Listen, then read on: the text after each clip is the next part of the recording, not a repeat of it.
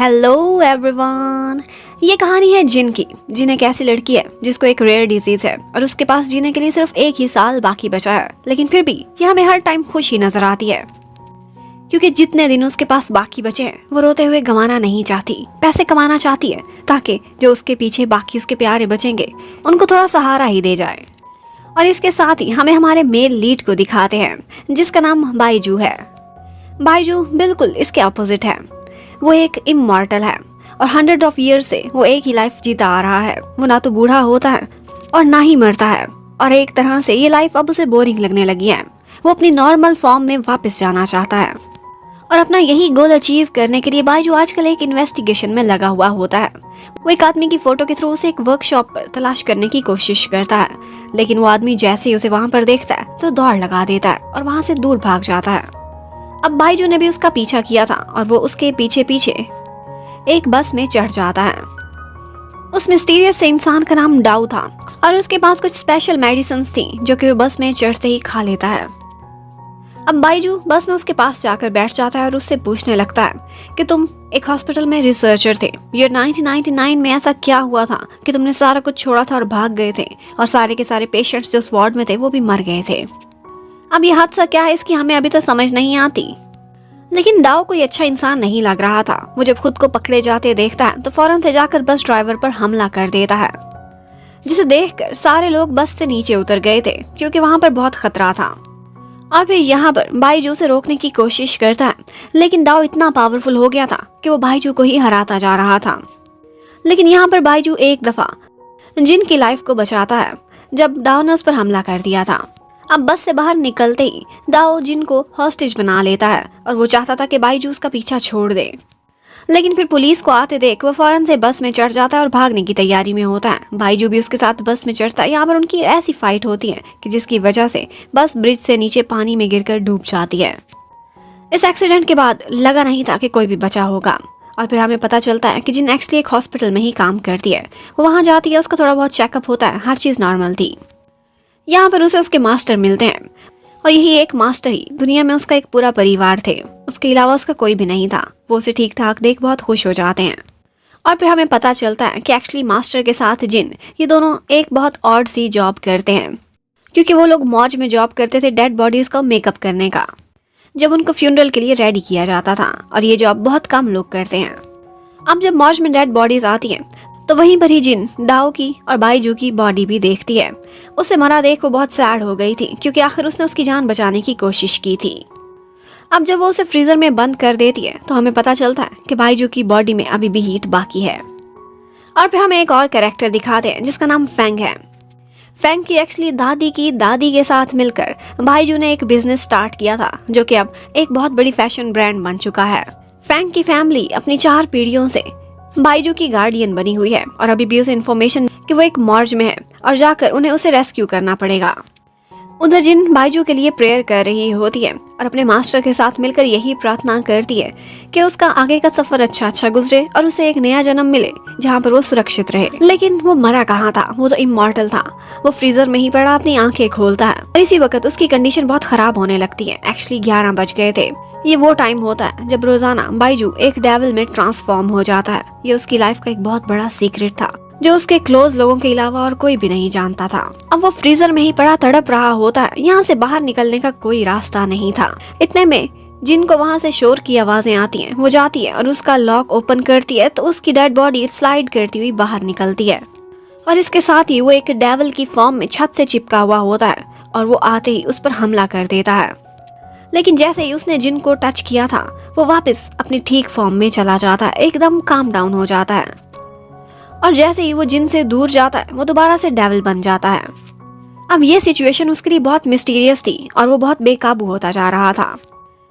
जिन वहां से भागती है और खुद को बचाती हुई जाकर किसी को कॉल करने की कोशिश करती है, लेकिन वहीं पर ही फेंग आ जाता है अपने साथी के साथ और ये न्यूज आउट करने से पहले ही वो जिन को बेहोश कर देते हैं।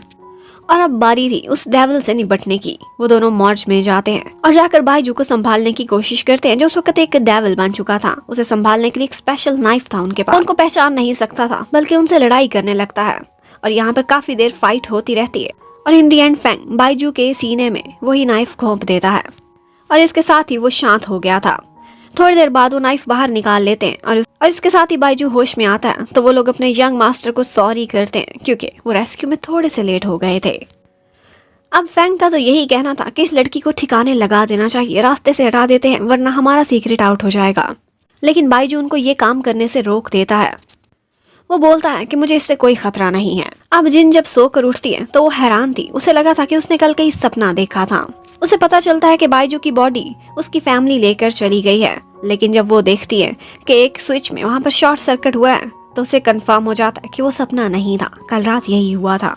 अब वो एक रिकॉर्ड के थ्रू उसका नाम और उसका पता अपने पास सेव कर लेती है और फिर उसी कंपनी में जाकर उससे मिलने की कोशिश करती है जिससे कल बाइजू की बॉडी को रिसीव किया था। लेकिन वो इतनी बड़ी कंपनी थी कि कोई उसे अंदर जाने ही नहीं देता। अब जिन बहुत परेशान थी और अपनी एक फ्रेंड लान से ये सारा कुछ डिस्कस करती है। उसे बताती है कि उसने कल क्या देखा था, लेकिन लान का कहना था कि एक्चुअली बस वाले हादसे के बाद शायद तुम एक ट्रॉमा में हो और इसीलिए तुम्हें ये सब वहम हो रहा है। जबकि उधर बाइजू अब बिल्कुल ठीक ठाक और उसने अपना बिजनेस वापस जाकर संभाल लिया था। आजकल वो लोग यही प्रेपरेशंस कर रहे होते हैं कि उनकी कंपनी में एक फैशन शो अरेंज होना था और इसी इवेंट की तैयारियां चल रही हैं। बाइजू को बहुत ज्यादा शक था, इवन कैसे विश्वास था कि वो लड़की जिन ऐसे उसका पीछा नहीं छोड़ेगी। जो कुछ वो देख चुकी है वो जरूर उसके पीछे आएगी। वहां पर जिन मॉर्ज में एक बात नोटिस करती है। डाओ की बॉडी जब वो देखती है तो उसमें कोई भी सिंबल्स ऐसे नहीं थे कि जिसमें वो डूब कर मरा हो। उसके नेल्स का कलर भी चेंज नहीं हुआ था और ना ही उसकी बॉडी स्वॉलन हुई थी। अब जिस दिन उनकी कंपनी में फैशन शो होना था तो वहाँ पर बहुत से पार्ट टाइम वर्कर्स की जरूरत थी और उन्हीं के भेस में जिन भी वहाँ पर पहुँच जाती है अपना मिशन पूरा करने के लिए। अब जिन मौका पाते ही लिफ्ट में ऊपर सीईओ के ऑफिस में जाने लगती है और एक्चुअली इस सब की तैयारी पहले से ही बाइजू ने की हुई थी। वो भी बड़े मजे से सीसीटीवी में उसकी फुटेज देखकर एंजॉय कर रहा होता है और वेट कर रहा था कि वो कब पहुंचे। इवन कि उसने सारा प्लॉट बनाया हुआ था। वो लिफ्ट बंद करा देता है और उसी टाइम पर ऑन कराता है जब एन 11 बजे वो डेविल बनने वाला था। अब जिन पूरे 11 बजे उसके ऑफिस में एंट्री करती है और उसी टाइम पर वो एक डेविल में ट्रांसफॉर्म हो रहा था। वो आगे बढ़ता है जिन पर हमला करने के लिए, लेकिन उसे छूते ही उसकी कंडीशन दोबारा से नॉर्मल हो जाती है। अब जो शाकू से उस रात हुआ था वो आज के दिन कंफर्म हो गया था। अब वो सारा समय उसका हाथ पकड़े रखता है ताकि वो दोबारा से ट्रांसफॉर्म ना हो। यहाँ पर जिन काफी हैरान थी, लेकिन मजे की बात है वो बिल्कुल भी डरी हुई नहीं थी। बाइजू से यही पूछता है कि तुम्हें एक डेविल से डर नहीं लगता, ऑल्दो मैं तुम पर पहले भी हमला कर चुका हूँ और ये सीक्रेट तुम जानती हो, तुम्हें कोई भी रास्ते से हटा सकता है। लेकिन जिन का कहना था कि मौत से मुझे बिल्कुल डर नहीं लगता, वैसे भी मेरे पास जीने के लिए थोड़ा ही समय बचा है, एक ना एक दिन मैंने मर जाना है। लेकिन साथ ही साथ वो बहुत खुश भी थी कि बाइजू जिंदा है और उसे लगा था कि वो मर चुका है। वो उससे कहती है कि तुम मुझ पर विश्वास कर सकते हो, तुम जो भी स्पीशीज हो या गॉब्लिन हो या जो भी क्रिएचर हो, मैं बाहर जाकर किसी को भी नहीं बताऊंगी। लेकिन ऐसा मैं इसलिए कर रही हूँ क्योंकि मुझे तुम्हारी हेल्प चाहिए। अब वो हेल्प कौन सी है ये तो हमें बाद में ही पता चलेगा। अब बाइजू बिल्कुल काम डाउन हो चुका था। वो आराम से बैठकर जिनसे बातें करता है और फिर उससे एक प्रॉमिस भी लेता है और वो यही था कि वो उसे कल दाओ की बॉडी को दिखाने के लिए मॉर्ज में एंटर कराएगी। अब जिन तो अपना वादा निभाती है और उसे अपने साथ ले जाती है। अब बाइजू वहां जाकर डाओ की बॉडी को अच्छे से चेक करता है और उसकी डेड बॉडी से कुछ सैंपल्स भी कलेक्ट कर लेता है।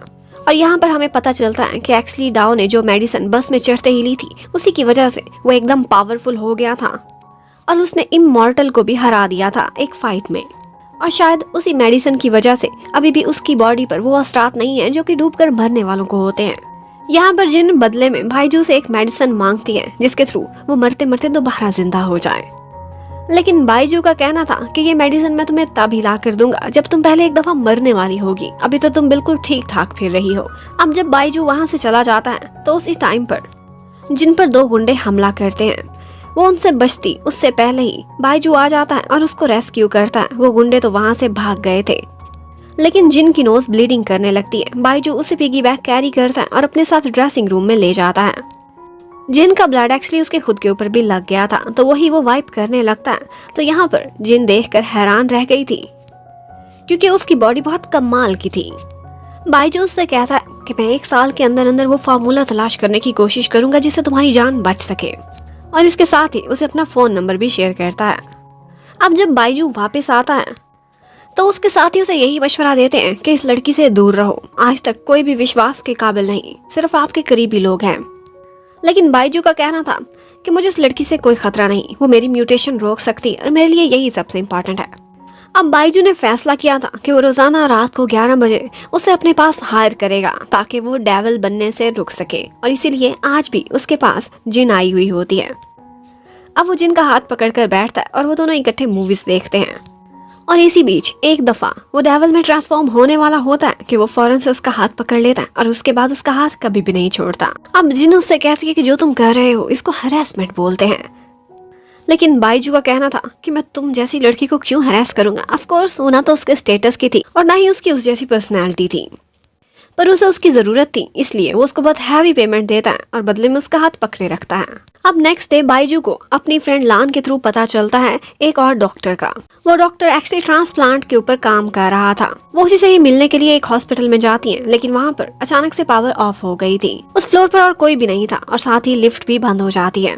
अब यहाँ पर जिन किसी तरह से एक कमरे में एंटर होती है, लेकिन वहाँ पर कुछ रिकॉर्ड नीचे गिर गया था जिसमें उसी डिजीज के ऊपर रिसर्च लिखी हुई थी जिस तरह की डिजीज जिन को है। इतने में बाहर वो डॉक्टर आ जाता है और वो और जिन एंड टाइम पर दरवाजा खोलते हैं, जिसकी वजह से डॉक्टर थोड़ा सा घायल हो गया था। लेकिन डॉक्टर लिन इतना स्वीट था कि उसने जिन को कुछ भी नहीं बोला था और वो उसे डांटता भी नहीं। अब फिर से रात के 11 बजे जिन को बाइजू के पास जाना पड़ता है। वो उसका हाथ पकड़कर बैठा होता है और साथ ही अपना काम करता रहता है। यहाँ पर वो चोरी चोरी बाइजू की एक फोटो भी बना लेती है। उसके बाद जब उसके जाने का समय और फिर जब उसका काम पूरा हो जाता है तो वो उसको उसकी पेमेंट दे देता है। लेकिन आज जिन का कहना था कि मुझे पेमेंट के अलावा कुछ और भी चाहिए, इससे तो मैं सेटिस्फाइड नहीं। अब उसने डबल मीनिंग वाली बात कही थी, लेकिन बाइजू आगे से कहता है कि अगर मैं तुम्हें कुछ दे सकता हूँ तो या तो सिर्फ पैसे हैं और मेडिसिन तो मैं सिर्फ तलाश कर रहा हूँ। लेकिन यहाँ पर जिन उसे खींच के अपने क्लोज करती है और कहने लगती है कि मुझे कुछ और भी चाहिए, और वो क्या चाहिए ये मैं सोच कर बताऊंगी। उसके बाद नेक्स्ट डे जिन की मुलाकात डॉक्टर लिन से होती है और जब उसे पता चलता है कि ये कौन सी जॉब करती है तो वो सुनकर काफी खुश होता है, क्योंकि उसे लगा था कि ये काफी नोबल प्रोफेशन है और इस तरह के गट्स बहुत कम लोगों में होते हैं, स्पेशली एक गर्ल में तो पॉसिबल ही नहीं था। डॉक्टर लिन को भी पता था कि इसके पास कितना समय बचा है। वो उससे पूछता है कि अगर तुम्हारी कोई विश हो जो मैं पूरी कर सकता हूँ तो मुझे बताना। और यहाँ पर जिन इमेजिनेशंस में डॉक्टर लिन के साथ ये एक डेट पर पहुंची हुई होती है। एक्चुअली उसने कभी किसी को डेट नहीं किया था और यही उसका सपना था जो वो पूरा भी करना चाहती थी। अब उसके बाद फिर से रात को 11 बजे जब जिन बाइजू के पास अपनी ड्यूटी करने के लिए पहुंची हुई होती है तो उससे कहती है कि मुझे जो कुछ और चाहिए था मुझे पता चल चुका है, क्या तुम मेरे साथ शॉपिंग पर चलोगे? एक दिन हम कहीं डेट पर जाते हैं। वो अक्सर बाइजू को एक एलियन बोला करती थी, लेकिन बाइजू का कहना था कि मैं ज्यादातर अपने घर पर ही रहता हूँ, बाहर आना जाना मेरा होता ही नहीं। लेकिन अब जिन की जिद थी तो उसे माननी तो पड़ेगी ही, क्योंकि जिन के पास वो चीज थी जिसकी बाइजू को जरूरत थी। लेकिन एक्चुअली बाइजू को उस पर शक हो गया था और अपने फ्रेंड्स को जाकर यही बात बताता है कि कल मैंने उसके साथ एक डेट पर जाना है और मुझे लगता है कि वो मुझे ट्रैप कर रही है, मैं एक इन्वेस्टिगेशन का पार्ट बनने वाला हूँ। और वाकई कुछ ऐसा ही था। जिन ने अपनी फ्रेंड लान के साथ मिलकर एक प्लान बनाया हुआ था और वो भी उसी मॉल में पहुंची हुई होती है। अब जब बाइजू और जिन दोनों शॉपिंग में एंजॉय कर रहे होते हैं तो उसी समय वहाँ पर फैंग भी आया हुआ था और उसके साथ साथ बाकी गार्ड्स भी, जो कि अपनी ड्यूटी कर रहे थे बाइजू को सुरक्षित रखने की। यहाँ पर शॉपिंग करते करते जिन जानबूझकर बाइजू को एक स्कार्फ पहनाती है जो कि उसे पसंद नहीं आता तो उसे वापस रखना पड़ता है। और थोड़ी देर बाद लान आती है और उस स्कार्फ के ऊपर से बाइजू का एक हेयर स्ट्रैंग उठाती है और सैंपल के तौर पर ले जाती है। बाइजू भी इस सब से अनअवेयर नहीं था और उसे यह भी पता था कि लंच करते समय उसकी फ्रेंड इनके पास ही बैठी हुई है और जब वो उठ जाते हैं तो वो बाजू से आती है और उसी कप में जिसमें उसने पानी पिया था सैंपल के तौर पर उसको भी अपने पास रख लेती है। लेकिन जिनको ये नहीं पता था कि वो तो एक प्लान बना रही है, लेकिन एक प्लान बाइजू ने भी बनाया था। वो उसे जिस मॉल में लेकर आया था ये उनका अपना मॉल था और उसकी सारी सिक्योरिटी और हर जगह की फुटेज इस वक्त फैंग के हाथ में थी। और लान जहाँ पर वो सारे सैंपल्स लेकर गई थी, फैंग भी उसके पीछे पीछे पहुंच जाता है। और उधर हमें दिखाते हैं कि जिन के मास्टर भी उसी मॉल में पहुंचे हुए होते हैं और उनसे छुपने के लिए वो बाइजू को हक कर लेती है ताकि वो उसे देख ना ले। अब बाइजू भी उसे खुद उठाता है और रोमांटिक सीन तब बंद जब वो उसे छुपाते छुपाते एक राइड पर बिठा देता है।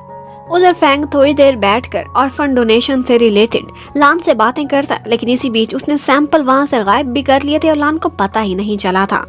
अब जिन तो शॉक्ड थी, लेकिन बाइजू वो रॉक कर गया था। उसके सारे सैंपल्स उसके पास वापस पहुंच गए थे। अब रात को 11 बजे दोबारा से जिन उसके पास अपनी ड्यूटी करने के लिए आती है। वो एक तो बहुत शांत रहता है, उसे कुछ भी नहीं कहता। यहाँ पर वो कुछ पुराने गाने सुन रहा था, जो सुनते सुनते उसे बहुत पुराने दौर की यादें आने लगती हैं। वो बहुत सालों से जी रहा था, उसकी बहुत सारी मेमोरीज भी होंगी। अब यहाँ पर जिन एक कॉल सुनने के लिए बाहर आती है और यहीं पर उसके साथ एक हादसा होने वाला होता है कि बाइजू उसे बचा लेता है, लेकिन इसी बीच वो खुद थोड़ा सा घायल हो गया था। अब उसे ब्लीडिंग होने लगती है। अब उसका फ्रेंड भी आ गया था, उसे बैंडेज करने लगता है। अब जब सारे लोग चले गए थे, वो दोनों अकेले रह जाते हैं। तो बाइजू उससे कहता है कि ये सारा कुछ तुमने जानबूझकर किया था, ये हादसा भी एक नाटक था क्योंकि तुम मेरा ब्लड सैंपल लेना चाहती थी। लेकिन जिन का कहना था कि ऐसा बिल्कुल भी नहीं है। हाँ, मैंने अपनी फ्रेंड के साथ मिलकर तुम्हारे सैंपल्स कलेक्ट करने की जरूर कोशिश की है क्योंकि मुझे तुम पर शक था।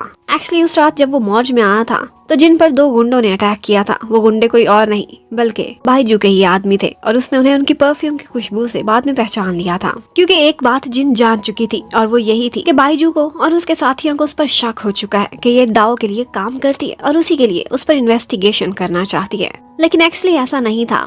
लेकिन एक्चुअली जिन दाव के लिए काम नहीं करती थी, वो खुद से इन्वेस्टिगेशन कर रही थी क्योंकि उसे लगा था कि ये सस्पिशियस से लोग हैं। लेकिन साथ ही साथ वो काफी चालाक भी थी। उसने उसे ब्लैकमेल करने के लिए बहुत सा डाटा इकट्ठा किया हुआ था। उसकी फोटोज भी थी और उसकी और अपनी स्टोरी भी, जो कि उसके मरने के बाद एक खास टाइम पर पब्लिक में चली जाएगी। तो अब अगर बाइजूस पर हमला भी करना चाहता तो उसे मार नहीं सकता था। और ये कहती हुई जिन वहाँ से चली जाती है, जबकि बाइजू उसको अपने हार्ट में पेन होने लगती है और वो खुद को काम करने के लिए बाथ टब में चला जाता है। और वहाँ से वापस जाते ही जिन की अपनी तबीयत भी काफी खराब हो गई थी और उसे हॉस्पिटल में एडमिट भी होना पड़ता है। और फिर हमें पता चलता है कि एक्चुअली बाइजू अपने साथियों की बातों में आकर जिन पर शक तो करने लगा था, लेकिन एक्चुअली कहीं ना कहीं उसका दिल उसे कहता था कि वो लड़की बहुत स्वीट है और उसके लिए डेंजरस नहीं है। और उधर हमें दिखाते हैं कि एक दिन बाइजू को पता चलता है कि दाओ की बॉडी को जो एम्बुलेंस लेकर जा रही थी, उस एम्बुलेंस को हादसा हो गया है और जिसके बाद उन दोनों की बॉडीज जल गई थी, ड्राइवर की भी और दाओ की भी। लेकिन ये एक्सीडेंट बहुत सस्पिशियस लग रहा था। उसके बाद दिखाते हैं कि एक दिन डॉक्टर लिन के साथ जिन गई हुई होती है एक स्टोर पर और वो दोनों आइसक्रीम भी खाते हैं। यहाँ पर वो नोटिस करती है कि उसको चोरी चोरी कोई देख रहा होता है और वो बाइजू था। इतने में यहाँ पर बुक शॉप का ऑनर भी पहुंच जाता है, जो बाइजू को काफी डांटता भी है क्योंकि वो बहुत देर से खड़ा उसकी मैगजीन पढ़े जा रहा था और उसे खरीदनी भी चाहिए, लेकिन बाइजू उस पर बिल्कुल भी तवज्जो नहीं देता। इतने में वो मुड़ कर देखता है तो जिन बिल्कुल उसके पीछे आकर खड़ी थी, उसने उसे रंगे हाथों पकड़ लिया था। अब वो उससे एक्सप्लेनेशन मांगने लगती है। एक्चुअली बाइजू थोड़ा सा परेशान था क्योंकि कुछ दिनों से पुलिस बार बार जिन से मिलने के लिए आ रही थी, लेकिन वो तो दाओ के केस के बारे में इन्वेस्टिगेशन कर रहे थे। लेकिन बाइजू को ऐसे शक होने लगता है कि कहीं ये उसके सारे सीक्रेट पुलिस के सामने न रख दे। अब उन दोनों की लड़ाई हो जाने के बाद बाइजू एक जगह पर जाता है जहाँ पर उसके लोगों ने एक आदमी को पकड़ कर रखा हुआ था और इसी आदमी के थ्रू वो लोग दाओ की इन्फॉर्मेशन निकलवा रहे होते हैं। इसी आदमी ने थोड़े अरसे पहले दाओ को एक फेक आईडी बना कर दिया था और वो उससे पूछते हैं कि अगर तुम्हें उसके कोई रिलेटिव या किसी और के बारे में पता है तो हमें इन्फॉर्मेशन दो। और उससे काफ़ी टॉर्चर करने के बाद वो लोग इन्फॉर्मेशन निकलवाते हैं कि उसका एक रिलेटिव है जिसका नाम जाओ था और वो प्रोबेबली एक डॉक्टर भी है। इस आदमी ने उसकी भी एक फेक आईडी बना कर दी थी। अब बाइजू उसी डॉक्टर की तलाश में निकल पड़ेगा। फिर नेक्स्ट डे हमें दिखाते हैं कि एक दिन डॉक्टर लिन फिर से मार्च में आता है। यहाँ पर जिन उससे अपनी डिजीज के बारे में कुछ बातें शेयर करती है और बताती है कि मैंने ऑनलाइन देखा है किसी की बिल्कुल मेरे जैसी डिजीज थी और वो एक जगह से ठीक भी हो गई थी, लेकिन वो हॉस्पिटल के बारे में मुझे यही पता चला है कि वहाँ पर एक इल्लीगल डॉक्टर है, इसलिए वो लोग अंडर कवर ही काम करते हैं। लिन बोलता है कि वो भी उसके साथ वहाँ पर जाएगा। एक्चुअली लिन को पता चला था कि जिनको गार्डनिंग का और फ्लावर्स का बहुत शौक है, तो वो उसे गिफ्ट में कुछ सीड्स भी देता है और वो उससे मजाक में पूछती है कि ये सीड्स से फ्लावर्स उगाऊंगी तो क्या तुम अपनी गर्लफ्रेंड को प्रपोजल के लिए दोगे। ये सुनकर लिन भी हंसने लगता है और उसके बाद दिखाते हैं कि एक दिन वो दोनों उसी हॉस्पिटल में जाने लगते हैं जहाँ पर उस इल्लीगल डॉक्टर का थोड़ा क्लू मिला। ये काम रिस्की हो सकता था, लेकिन जिनका कहना था कि पुलिस भी इनके साथ मिली है और मैं किसी को अलर्ट नहीं करना चाहती। अब वो दोनों उस हॉस्पिटल में पहुंच जाते हैं और वो नहीं चाहते थे कि इनके पर कोई भी शक करे। उन्होंने ऑनलाइन अपनी बुकिंग कराई थी। यहाँ पर हॉस्पिटल में थोड़ी देर घूमने फिरने के बाद वो लोग डॉक्टर के पास चले जाते हैं। जिन जाते ही उसे अपना वो मार्क दिखाती है जो कि उसकी रेयर डिजीज को दिखाता था, लेकिन यहीं पर ही वो डॉक्टर से इस हॉस्पिटल के और उसकी प्रैक्टिस के लाइसेंस के बारे में भी पूछने लगती है, जिससे डॉक्टर को उस पर शक हो गया था। और साथ ही साथ उसने जिस पेशेंट का नाम लिया था और उस पेशेंट का नाम सुनते ही वो इल्लीगल डॉक्टर थोड़ा परेशान हो जाता। अब वो मौका मिलते ही जिनको ठिकाने लगाना चाहता था, लेकिन इतने में कुछ ऐसा हो जाता है कि लिन भी वहाँ आता है और जिनको भागने का मौका देने लगता है। जिन वहाँ से भागती है, लेकिन वो डॉक्टर रूफ टॉप पर जाकर उसे घेर लेता है। यहाँ पर उन दोनों के बीच थोड़ी देर फाइट होती है और उसके बाद वो डॉक्टर जिन को छत से नीचे धक्का दे देता है। लेकिन उसी समय बाइजू वहाँ पर पहुँचता है और आकर जिन की जान बचा लेता है। दाऊ के रिलेटिव डॉक्टर की इन्वेस्टिगेशन के लिए वहाँ पर पहुंचा हुआ था। यहाँ पर जिन बहुत ज्यादा डर रही होती है तो बाइजू से कहता है कि तुम सिर्फ अपनी आंखें बंद कर लो और मुझ पर विश्वास रखो। और उसके बाद नीचे गिरता है बाइजू और उसके ऊपर जिन बिल्कुल सेफ थी। बाइजू की सारी हड्डियां टूट चुकी थी। ये देखकर जिन रोती, लेकिन उससे पहले ही बाइजू उठता है और अपनी सारी हड्डियों को क्रैक करते हुए सीधा करने लगता है। और जिस तरह से वो उठा था वो बिल्कुल एक ज़ॉम्बी वाला स्टाइल था। रूफ टॉप से गिरते हुए तो वो इतना नहीं डरी थी, लेकिन ये सीन देखकर वो इतना डरती है कि वहीं पे होश हो जाती है। अब जब जिन को होश आता है तो बाइजू उसके सामने बैठा हुआ था और वो उसे देखते ही इतना डर जाती है कि अपना फेस ही कवर कर लेती है। वो उससे पूछने लगती है कि तुम कौन हो, आखिर कोई एलियन हो, तुम्हारे पास ये पावर्स कैसे हैं, तुम मरते क्यों नहीं।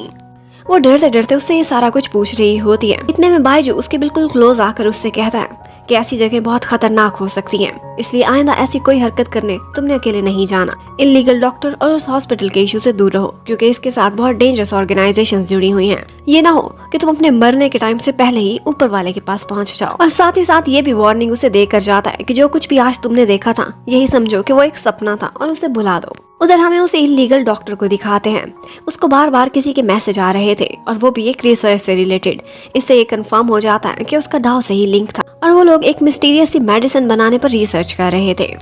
फिर हमें बाइजू का घर दिखाते हैं जहाँ पर उसके सारे गार्डियंस आपस में मस्ती कर रहे होते हैं कि इतने में उन सारों की बैंड बज जाती है जब अचानक से दादी ने वहाँ पर एंट्री की थी।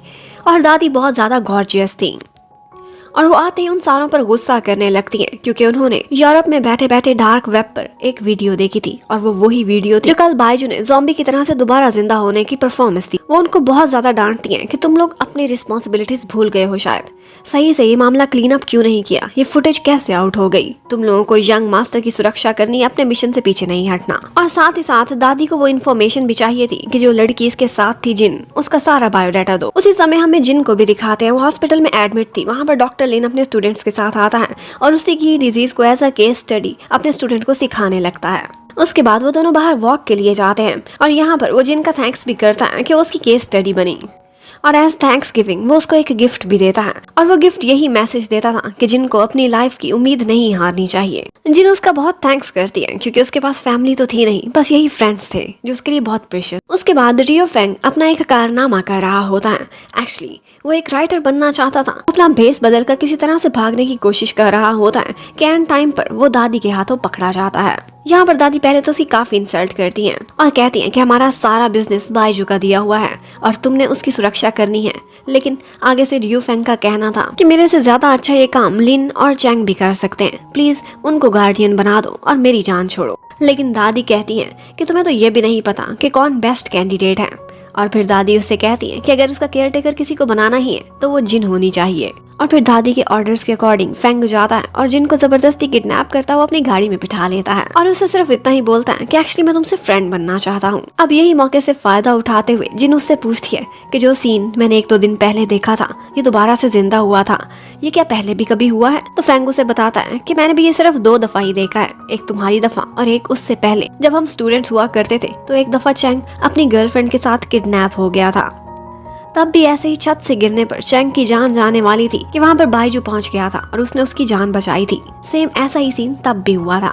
अब वो उसे बताता है कि एक्चुअली मेरी दादी तुमसे मिलना चाहती हैं। अब जिन जैसे ही दादी के पास पहुँचती हैं तो वो उससे मिलकर काफी खुश होती हैं और फिर उसे पुरानी फोटोज दिखाने लगती हैं। बाइजू के साथ अब की उनकी फोटोज थी जिसमें आनी और उसी फोटो एल्बम में कुछ पुरानी फोटोज भी थी और वो फोटोज तब की थी जब दादी एक छोटी सी बच्ची हुआ करती थी और बाइजू ने उनको गोद में खिलाया था। अब ये फोटोज तो देख जिन हैरान की हैरान रह जाती है। यहाँ पर दादी बताती है कि हमारी लाइफ तो आगे बढ़ती रहती है, मेरी उसके बाद शादी हो गई थी, खुशियाँ आई, गम आए, लेकिन बाइजू की लाइफ वहीं की वहीं ठहर गई। इसलिए बाइजू की लाइफ बहुत बोरिंग थी और अपनी ये इमॉर्टैलिटी उसके साथ एक कर्ज की तरह से चलती थी, जिसकी वजह से ना उसे कोई खुशियाँ मिलती थी, ना ही गम और ना ही कोई एक्साइटमेंट। और वो जिनसे कहती हैं कि मैंने देखा है कि अगर किसी ने उसके दिल को छुआ है तो वो तुम हो। और वो जिनसे यही एक्सपेक्ट करती थी कि वो उसकी लाइफ में इमोशंस और फीलिंग्स को लेकर आए और ये सब करने के लिए वो उसे बहुत बड़ी ऑफर देती हैं। सबसे पहले तो वो उसे कहती हैं एक हैंडसम सी सैलरी के अलावा एक लाइफ इंश्योरेंस भी तुम्हें दी जाएगी और उसके मरने के बाद एक बहुत बड़ी हैवी पेमेंट थी जो उसके मास्टर को की जाएगी। ये देखकर जिन हैरान रह जाती है। इतना ज्यादा पैसा उसने कभी सोचा भी नहीं था। अब आल्दो जिन ऐसा कुछ भी चाहती तो नहीं थी, लेकिन इतना सारा पैसा कैसे रेजिस्ट करती उसे मानना ही पड़ता है। और उसको उसकी पहली सैलरी तो एडवांस में ही दे दी जाती है। वो ये देखकर बहुत खुश हो जाती है और ये करने के लिए दादी ने उसे जाते जाते कहा था कि अब तुम्हारा सिर्फ एक ही टास्क है और वो ये है कि तुमने बाइजू की ब्लैक एंड व्हाइट लाइफ में कलर्स भरने हैं। उसके बाद नेक्स्ट ही डे फैंग बाइजू के पास जिन को लेकर आता है और उसका इंट्रोडक्शन कराता है कि आज से हमारे घर में रहेगी क्योंकि ये हमारी नई टेनेंट है। ये देखते ही जिन को बहुत गुस्सा आता है और वो कहता है कि अभी के अभी इसका सामान बाहर उठाकर फेंको। लेकिन फैंग का कहना था कि ये प्रॉपर्टी किसके नेम पर है, ये हमारे नाम पर है, इसलिए हमारा अधिकार है, हम जिसे चाहे रखें जिसे चाहे ना रखें। अब बाइजू तो ये सुनकर गुस्से में वहाँ से चला जाता है और अपने दिल पर हाथ रखता हुआ पतली गली से गुजरकर दादी को समझाने की कोशिश करता है क्योंकि यहाँ उनका ही ऑर्डर चलता था। उधर फैंग जिन को उसका रूम दिखाता है जो कि काफी क्यूट होता है और उसमें उन्होंने उसके लिए कपड़े भी खरीद कर रखे हुए थे, हर फैसिलिटी थी उसके पास। लेकिन थोड़ी ही देर बाद बाइजू वहाँ पर आता है। दादी को मनाने में तो वो नाकाम रहा था तो उसे ही धमकाने लगता है। पहले तो उसका जमीर जगाता है कि तुम पैसों की खातिर खुद को कैसे बेच सकती हो, ये काम तुम ना लो, यहाँ से निकल जाओ।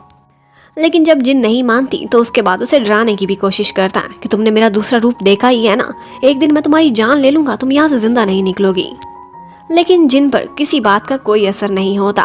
जितना ज्यादा पैसा उसे मिल रहा था उसी का नशा उसके सर पर सवार था। एक दफा रात को भी किचन में पानी पीते हुए उन दोनों का आमना सामना होता है। उन दोनों को ही एक दूसरे पर शक था कि कोई अटैक ना कर दे, तो वो किचन से कोई ना कोई चीज अपनी सुरक्षा के लिए उठा लेते हैं। अब बाइजू सारी रात उसे तंग करता रहता है क्योंकि साथ वाले कमरे में उसने शोर मचाया हुआ था। अब वो बेचारी सो भी नहीं सकती और जैसे ही सोती है तो सुबह ही सुबह आकर उसे जगाने लग जाता है। और जिन ने तो नींद से उठते ही अपनी सेफ्टी के लिए उस पर अटैक कर दिया था। फिर अगले सीन में दिखाते हैं कि डॉक्टर लान शेंग अपने एक फ्रेंड के साथ एक कब्रिस्तान में आती है जिसका नाम लियांग था। उसकी गर्लफ्रेंड की एक एक्सीडेंट में डेथ हुई थी और वो उसी की कब्र पर आया था। लड़की का नाम मियाओ था। यहाँ पर अपनी फ्रेंड लान शेंग को देखकर जिन भी उनके पास पहुँच जाती है और फोटो देखकर पहचानती है और कहती है कि ये वो लड़की थी जिसका मैंने मेकअप किया था। अब इसके बाद एक और कैरेक्टर की एंट्री होती है। एक लड़की थी जिसका नाम टान था। थोड़े ही दिनों पहले उसका हार्ट ट्रांसप्लांट हुआ था और उसको उसके बाद से अजीब अजीब से सपने आने लगते हैं और बुरे बुरे से ख्याल भी माइंड में आते हैं। लेकिन डॉक्टर का कहना था कि कभी कभी ऐसा होता है कि डोनर की मेमोरीज आपके अंदर आती हैं, लेकिन थोड़े दिनों बाद सब कुछ नॉर्मल हो जाएगा। लेकिन टैन तो बहुत ज्यादा क्यूरियस थी। वो जानना चाहती थी कि उसके हार्ट का डोनर कौन है। पर डॉक्टर बताती है कि ये अगेंस्ट द रूल्स है, हम ये लीक नहीं कर सकते। फैंग और दादी ने मिलकर जिनको घर पर ठहरा तो लिया था, लेकिन आजकल वो सबके लिए मुसीबत बनी हुई थी क्योंकि जब वो किचन में काम करती थी तो उसका कुलिनरी टेस्ट बाकी सबसे बहुत डिफरेंट था। कभी तो उनको किचन में एक कछुआ पड़ा हुआ मिलता था तो किसी टाइम पर वो टॉड की स्किन को पका रही होती है। और तो और एक दिन बाइजू इतनी बुरी तरह से डर जाता है जब वो देखता है कि उसके सामने एक बहुत बड़ी सी गूज आई पड़ी है और ये भी शायद उसने पकाने के लिए ही मंगवाई थी। और ये कुकिंग के बारे में सोच सोच कर उन सबको वॉमिट आने लगती है। इसी बात को बहाना बनाकर बाइजू बहुत कहता है कि अब इसे घर से निकालो, अब इसे और बर्दाश्त नहीं किया जा सकता। लेकिन बाकी गार्डियंस मिलकर बड़ी मुश्किल से उसे शांत कराते हैं और अब बाइजू उससे बदला लेने के लिए ऑर्डर करता है कि ये सारे घर की सफाई करेगी, एकदम चकाचक चमकाएगी। और फिर उस बेचारी को बदले में बहुत सारे काम करने पड़ते और एक दफा तो वो डोर चमकाते चमकाते स्प्रे बाइजू के फेस पर ही कर देती है। उधर टान को दिखाते हैं। उसे पता चलता है कि जिन मॉग में काम करती है तो वो उसी से मिलने के लिए आ जाती है क्योंकि शायद उसे कोई हिंट हो कि कौन सा डोनर था जिसका हार्ट निकाला गया था। लेकिन जिन उसे प्यार से समझाती है कि ये सब इन्फॉर्मेशन बहुत ज्यादा कॉन्फिडेंशियल है, पर टैन थी कि मानती ही नहीं थी। तो जिन उससे अब सॉरी करती है और वहाँ से निकल जाती है। लेकिन टान हार मानने वाली नहीं थी। वो दोबारा से मॉर्ज में आना जाना स्टार्ट रखती है।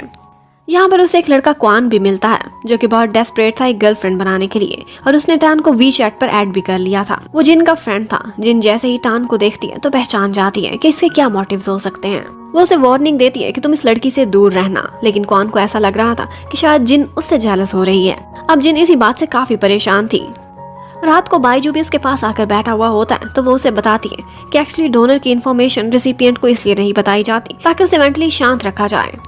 जब रिसीवर को डोनर का पता नहीं होता तो इस तरह से वो स्ट्रेस से भी दूर रहता है और साथ ही साथ उल्टी उल्टी मेमोरीज भी उसके माइंड में नहीं आती। लेकिन टान के माइंड में पता नहीं क्या चल रहा था। वो एक दफा क्वान के थ्रू उनके ऑफिस में भी आ जाती है। जब जिन ये देखती है तो क्वान के साथ साथ टान को भी डांटती है। लेकिन जैसे ही वो चली जाती है तो क्वान चोरी छुपे वहाँ के एक कंप्यूटर में अपनी एक फ्लैश ड्राइव लगा देती है और उसके बाद जैसे ही वो कंप्यूटर यूज होता है तो वहाँ का सारा डाटा उसके पास हैक हो जाता है। एक्चुअली वो एक प्रोग्रामर थी और ये सब करना उसके बाएं हाथ का खेल था। अब उसे पता चल जाता है कि वो लड़की मियाओ थी जिसका हार्ट उसे डोनेट किया गया है। अब अपनी फ्लैश ड्राइव निकालने के लिए भी वो अगले दिन ऑफिस में आती है, लेकिन यहाँ पर जिन उसे बार बार वहाँ आते देख गुस्सा करने लगती है। अब वो अपनी फ्लैश ड्राइव निकालती है और क्वान के साथ भी बुरा मनाती हुई वहाँ से निकल जाती है कि जिन ने मुझसे बहुत ज्यादा बदतमीजी की है। अब जब जिन घर आती है तो उसे पता चलता है कि फैंग आजकल एक नॉवल लिख रहा है, और जब वो नॉवल का थीम देखती है तो उसे पता चलता है कि एक्चुअली वो उसकी और बाइजू की एक लव स्टोरी है। वो ये देखकर हैरान लग रही थी क्योंकि उनकी स्टोरी में अभी तक लव का फैक्टर बिल्कुल नहीं दिखता था। उधर हमें क्वान को दिखाते हैं। अब टैन उसको बिल्कुल इग्नोर कर रही थी। एक्चुअली जो उसे चाहिए था वो उसे मिल गया, तो अब क्वान किसी काम का नहीं रहा था। फिर हमें दिखाते हैं कि लियांग की एक कॉफी शॉप थी और वहाँ पर मियाओ की उसकी पहली दफा मुलाकात हुई थी, और यहीं से ही आगे आगे उनका प्यार फ्लरिश करने लगा था। ये सारा कुछ टैन ने भी एक ब्लॉग में पढ़ लिया था, और वो भी अपना मेकअप बिल्कुल मियाओ जैसा करती है और उसी कॉफी शॉप पर आ जाती है। उसकी ड्रेसिंग और उसकी हर चीज लियांग को मियाओ की याद दिलाने लगती कि जैसे उसके सामने मियाओ का एक दूसरा जन्म आकर खड़ा हो। अब टैन के माइंड में पता नहीं क्या चल रहा था। उसने लियांग की और मियाओ की लव स्टोरी सारी उसके ब्लॉग्स पर पढ़ ली थी, और साथ ही साथ उसी की तरह मेकअप करना भी सीख जाती है। उधर जिन आजकल बहुत परेशान थी। उसे आइडिया हो गया था कि टैन ने डाटा उनके ऑफिस से लीक करा लिया है। अब वो इसी परेशानी में बैठी हुई होती है कि यहाँ पर एक ही शख्स उसके सामने था और वो बाइजू था। वो उससे कहती है कि प्लीज तुम किसी तरह से इस इशू में मेरी हेल्प कर दोगे।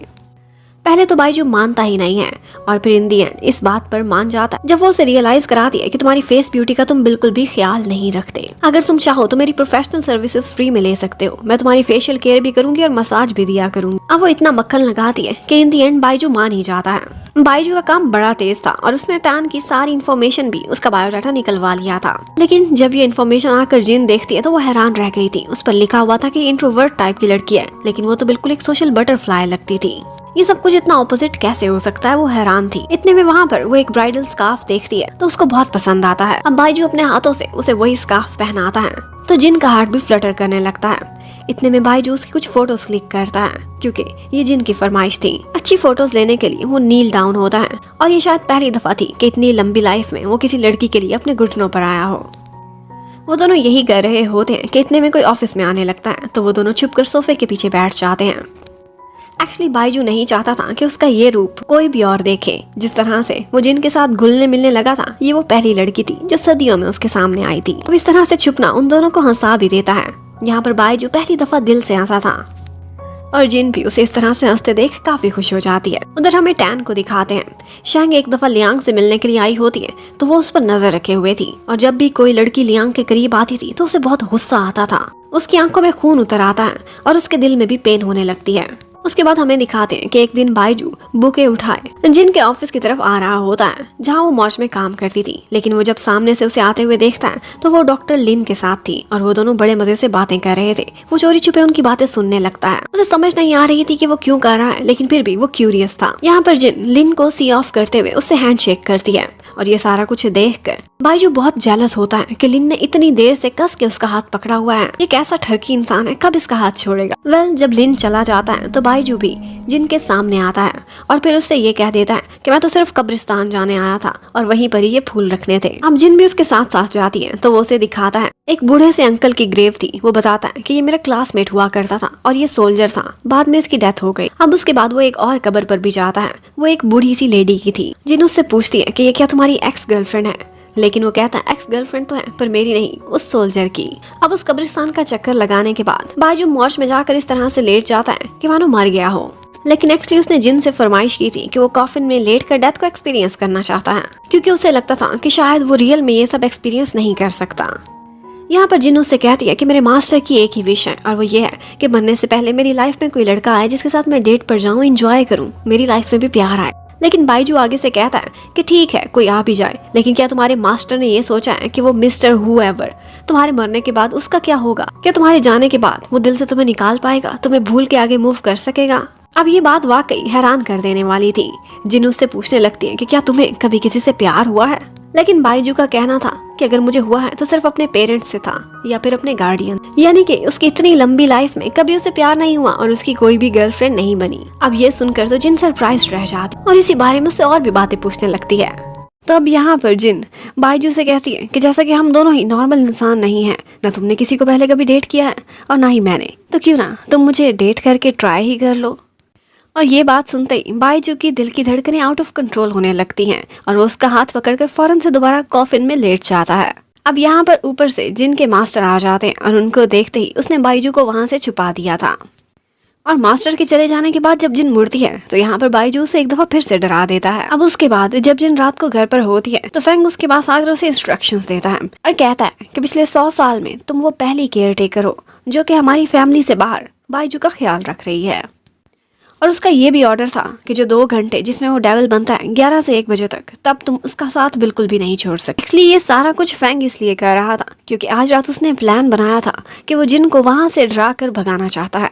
उसे पता चल गया था कि 1 साल से पहले ये लड़की मर जाएगी और दोबारा से मुझे वही अपनी बोरिंग ड्यूटी करनी पड़ेगी जो कि हमारी सारी पीढ़ियां करती आ रही हैं। अब 11 बजे जब जिन उस कमरे में जाती है तो उसी टाइम पर बाइजू एक डेविल में बदल चुका था और वो उसे देखते ही उस पर हमला कर देता है। पहले तो वो ही सारा समय अपने हाइबरनेशन चैम्बर में गुजारता था, लेकिन आज फेंग ने वो चैम्बर बंद कर दिया था। यहाँ एक मोमेंट ऐसा आता है कि जब बाइजू जिन को मारने ही वाला होता है कि यहाँ पर जिन बाइजू को बहुत प्यार से बुलाती है और उसके अंदर के स्वीट इंसान को उभारने की कोशिश करती है।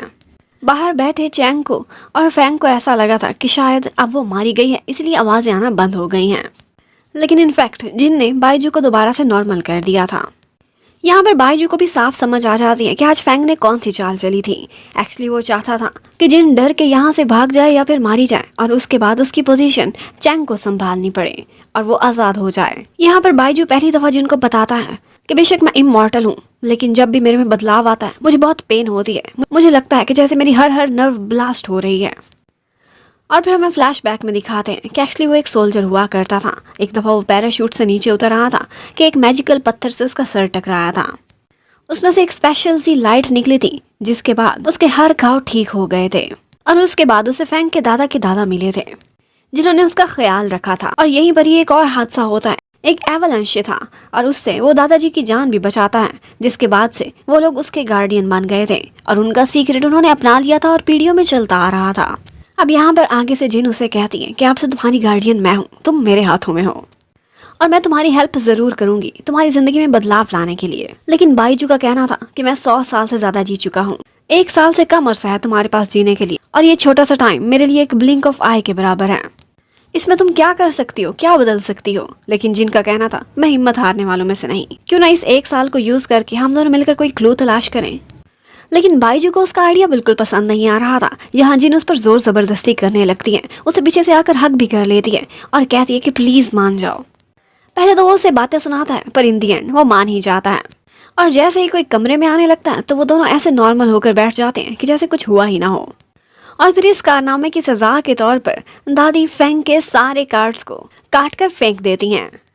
अब उसके बाद नेक्स्ट डे हम देखते हैं कि जिनको एक जगह पर लियांग और टैन इकट्ठे बैठे दिखाई देते हैं। उसे समझ आ जाती है कि इसने सारा क्लू निकाल लिया है और अब अपने दिल की डोनर के बॉयफ्रेंड के साथ चक्कर चला रही है। वो उससे लड़ने जाती उससे पहले ही बाइजू से संभाल लेता है और बाइजू से कहता है तुम क्या उससे जाकर एक दंगल स्टार्ट कर रही हो, तुम तो खुद मरने वाली हो। और वो लड़की उसकी नई हार्ट की सर्जरी हुई है, अंजाम में तुम दोनों जल्दी मर जाओगी अपने टाइम आने से पहले, इसलिए चलो आओ हम कोई और रास्ता तलाश करेंगे। उधर लियांग आज बातों ही बातों में टैन को बताता है कि मैं ये शहर छोड़कर कहीं और जाना चाहता हूँ क्योंकि मैं मियाओ की यादों से दूर भाग रहा हूँ। ये सुनकर टैन को बहुत गुस्सा आता है और उसके दिल में दोबारा से पेन होने लगती है। और उधर जिन अपनी फ्रेंड लान के साथ मिलकर टैन के हॉस्टल में जाती है इन्वेस्टिगेट करने के लिए। उसे पता चलता है कि पहले वो एक बहुत काइंड और स्वीट सी लड़की हुआ करती थी, किसी से लड़ाई झगड़ा नहीं करती थी, लेकिन अब तो वो हॉस्टल में भी कम आती है, कहीं और ही दुनिया में रहती है और उसमें बहुत ज़्यादा बदलाव आ गया है जब से उसकी हार्ट की सर्जरी हुई है। ये बात उन दोनों के लिए काफ़ी सरप्राइजिंग थी। और फिर उसके बाद हमें पता चलता है कि फेंग की कंपनी ने एक रिसर्च में अपनी डोनेशंस की हैं और इत्तेफाक से उस रिसर्च का हेड और कोई नहीं बल्कि डॉक्टर लिन होता है। अब वो लोग पब्लिसिटी के लिए डॉक्टर लिन की बहुत सारी फ़ोटो शूट कर रहे होते हैं और यहाँ पर जिन भी आई हुई होती है और यही सही बाइजू और फेंग के साथियों को पता चल जाता है कि लिन और जिन दोनों एक दूसरे को बहुत अच्छे से जानते हैं। और उसके बाद लियांग एक लास्ट टाइम मियाओ की ग्रेव पर आता है क्योंकि अब वो ये शहर छोड़कर जाने लगा था। वो बहुत सैड वहाँ पर बैठा हुआ होता है कि इतने में पीछे से कोई आता है और लियांग जैसे ही उसे देखता है वो उसे किडनैप कर लेते हैं। उधर बाइजू भी जिनके दिए हुए टास्क पर काम कर रहा था और वो टान के रूम तक पहुंच चुका था जहां पर वो देखता है कि जगह जगह उसने लियान की फोटोज लगाई हुई हैं, बिल्कुल ऐसे ही जैसे या तो वो उसे किडनैप करना चाहती है या फिर एक सीरियल मर्डरर है। अब बाइजू फौरन से जिन को मिलने के लिए बुलाता है और उसे ये सारा कुछ बताता है। अब जब तक जिन वहां पर पहुंचती है उससे पहले ही हमें दिखाते हैं कि लियान को टैन ने किडनैप करके अपने घर पर बांधा हुआ है। और अब लियान को समझ आती है कि ये लड़की एक साइकोपैथ है, क्योंकि वो उसे बताती है कि मेरे अंदर तुम्हारी एक्स गर्लफ्रेंड का दिल है। तुम ये ना समझो कि मियाओ मर गई है, मियाओ जिंदा है और मेरे शरीर में उसी का दिल धड़क रहा है। अब लियांग को समझ नहीं आ रही थी कि वो खुद से इसकी जान कैसे छुड़ाए, तो वो नाटक करने लगता है कि तुम मेरे हाथ खोलो, मैं भी तुमसे प्यार का इजहार करना चाहता हूँ। लेकिन यहाँ पर टैन को सब समझ आ गई थी कि ये सिर्फ मुझसे छूटना चाहता है। उसे इज्जत उठाती है और उस पर हमला करने लगती है और यहीं पर ही हमें पता चलता है कि एक्चुअली उसके अंदर मियाओ की आत्मा घुसी हुई थी। अब थैंक्स गॉड एंड टाइम पर जिन और बाइजू वहां पहुंच जाते हैं और टैन को कैद कर लेते हैं। अब लियांग टैन को कहता है कि तुमने मियाओ को खुद पर वश नहीं होने, कि तुमने खुद को मियाओ के वश में नहीं जाने देना। तुम्हारी अपनी लाइफ है, तुम खुद से जियोगी। और सॉरी, मैं तुम्हें प्यार नहीं कर सकता क्योंकि मेरी लाइफ में सिर्फ एक ही लड़की थी और वो मियाओ थी, तुम वो नहीं हो सकती। और फिर इसके बाद लियांग वो शहर छोड़कर चला जाता है। अब टैन भी खुद में बदलाव चाहती थी, तो इस मामले में जिन भी उसकी बहुत हेल्प करती है और वो साइकेट्रिस्ट के सेशन भी ले रही थी। अब यहाँ पर टैन से मिलने के लिए क्वान आता है जो वाकई उसे लाइक करता था और उसके लिए बुके भी लेकर आता है। और फिर हमें एक और कपल को दिखाते हैं। फेंग आजकल डॉक्टर लान से बहुत दोस्ती बढ़ाने लगा था, उनकी अक्सर मुलाकात होती थी और वो एक साथ समय भी बिताते थे। लेकिन फेंग शायद अभी तक इस रिलेशनशिप के लिए कोई सीरियसनेस नहीं रखता था। इतने में हमें घर का सीन दिखाते हैं। बाइजू और जिन दोनों मिलकर एक केक बना रहे होते हैं। आज उन दोनों की बर्थडे थी। आज से पहले बाइजू ने कभी भी बर्थडे सेलिब्रेट नहीं की थी, तो आज जिन के कहने पर वो एक क्राउन पहन ही लेता है। और जब कैंडल ब्लो करने की बारी आती है तो जिन कहती है कि मेरी एक ही विश है कि मैं किसी को डेट करूं, किसी से रोमांटिक रिलेशनशिप रखना चाहती हूँ। अब बाइजू से कहता है कि मुझे लगता है तुम मुझे लाइक नहीं करती, तुम बस मरने से पहले एक दफ़ा डेट करना चाहती हो और मुझे इसलिए एक ऑप्शन के तौर पर देख रही हो क्योंकि ना तुम नॉर्मल हो और ना ही मैं। और वो ये कहकर इनकार करने वाला होता है कि मुझे तुम्हारी फीलिंग्स में सिंसेरिटी नहीं दिखती। लेकिन जिन का कहना था मान जाओ मैं तुम्हारे लिए हूँ और तुम सिर्फ मेरे लिए, और उसे विश्वास दिलाने के लिए वो उसे किस भी कर लेती है। अब लग रहा था कि जैसे बाइजू की तरफ से भी एक यस है। अपनी लंबी लाइफ में उसे पहली दफा किसी के लिए फीलिंग्स जागी थी। अब ये होने के बाद नेक्स्ट डे जब दोनों नाश्ते की टेबल पर मिलते हैं तो एक दूसरे को देखकर बहुत शर्मा रहे होते हैं और जिन बहुत प्यार से जाकर नाश्ते में उसके लिए एग भी फ्राई करके लाती है। यहाँ पर बाइजू से कहता है कि जो मिस्टीरियस मेडिसिन बनाने वाले लोग हैं, अगर हमने उनको पकड़ लिया तो तुम्हारे लिए भी एक इलाज मिल जाएगा, और अगर मैं ऐसा ना कर सका तो ये याद रखो कि तुम्हारे मास्टर का तुम्हारे मरने के बाद पूरा ख्याल रखूंगा। और फिर उधर हमें दिखाते हैं कि मौज के पास जो कब्रिस्तान था उसमें ड्यूटी देने के लिए आज एक नया गार्ड आता है जो कि बहुत डरा हुआ था। लेकिन मजे की बात है कि उसने पहले ही दिन वहाँ पर एक घोस्ट को भी देख लिया था। एक बूढ़ी सी लेडी वहाँ पर बाल बिखेरे फिर रही थी। उसे देखते ही वो बेहोश हो जाता है। अब ये बात सारे मॉर्ज में फैल गई थी और सभी लोग गॉसिप्स करने लगते हैं। बहुत से कोलीग्स तो वहाँ पर डर भी गए थे। तो इसी डर को भगाने के लिए मास्टर कहते हैं कि आज क्वान और उसका फ्रेंड ड्यूटी देने के लिए जाएंगे। अब वो लोग यही सोच कर जाते हैं कि डर के आगे जीत है, लेकिन वहाँ जाकर इतना डरते हैं। रात को कब्रिस्तान में उनको भी वही आंटी दिखाई दी थी जो घोस्ट बने हर तरफ फिर रही थी, और बस फिर उनसे भागते भागते वो अपनी टांगे भी तुड़वा बैठते हैं। और मास्टर को तो ये बात सुनते ही फीवर हो गया था और वो तो लेट जाते हैं कि उनको ना जाना पड़े। तो यहाँ पर जिन कहती है कि कल रात को मैं जाकर ड्यूटी दूंगी, और उसके बाद रात को वो बाइजू के पास जाती है और जो 2 घंटे उसने उसके साथ बिताने होते हैं वो रोजाना उसके साथ ही बैठी रहती है। आज वो उसे बातों बातों में बहुत छेड़ती भी है। देखो मैं एक यंग सी लड़की हूँ और तुम 100 साल से ज्यादा के बुड्ढे, हम दोनों के मिजाज कैसे मिल सकते हैं, क्योंकि मैं एक मॉडर्न फ्रेश ब्लड हूँ और तुम एक एंटीक। वाली इसी तरह से उनकी शरारतें चलती रहती हैं। और फिर नेक्स्ट डे जब जिन अपने काम पर जाती है तो 3 बीमार लोग उसके सामने नमूने बने बैठे थे, और आज रात उसने ड्यूटी देने के लिए जाना था। लोग उसे रोकने और डराने की तो काफी कोशिश करते हैं, लेकिन जिन बहुत डिटर्मिन्ड थी। इतने में चैंग बाइजू के पास आता है। एक्चुअली वो बहुत सैड था क्योंकि जब से उसे पता चला था कि उसे गार्डियन की ड्यूटी से हटा दिया गया है, वो सबसे ज्यादा सिंसियर गार्डियन था अब तक बाइजू का। वो जाकर जिन के खिलाफ बातें करने लगता है और कहता है कि वो ज़्यादा देर यहाँ नहीं टिकेगी, और वैसे भी शायद आपको वो खुश कर रही है अपनी मीठी मीठी बातों से, लेकिन वो आपको डेट भी नहीं करेगी और आज रात आपके पास बैठेगी भी नहीं, क्योंकि उसने हॉस्पिटल से सुन लिया था कि वो डॉक्टर लिन के साथ आज रात कब्रिस्तान में ड्यूटी देगी। तो आज रात को जब वो दोनों ड्यूटी पर बैठे हुए होते हैं तो फाइनली वो उस घोस्ट को पकड़ ही लेते हैं, जो एक्चुअली एक घोस्ट नहीं थी बल्कि लेडी थी जो हॉस्पिटल से भागी हुई थी और रोजाना रात को एक ग्रेव को देखने के लिए आती थी जो कि उनके हस्बैंड की थी। तो अब फाइनली उस भूत का किस्सा तो खत्म होता है और इसका सारा क्रेडिट लिन को और जिन को जाता था। अब जब जिन वापस आती है तो वो देखती है कि बाइजू ने खुद को एक चैम्बर के साथ टाई किया हुआ था ताकि वो किसी को भी नुकसान ना पहुंचा सके। उसे पता था कि आज जिन नहीं आएगी। लेकिन वो ये देखकर बहुत खुश होता है कि जिन एंड टाइम पर वहाँ पहुँच जाती है। अब नेक्स्ट डे हॉस्पिटल में दिखाते हैं कि डॉक्टर लिन और जिन दोनों गार्डन में बैठे हुए होते हैं। जिनको गार्डनिंग का बहुत शौक था तो वो उनको फूलों से रिलेटेड बहुत सारी बातें भी बताती है।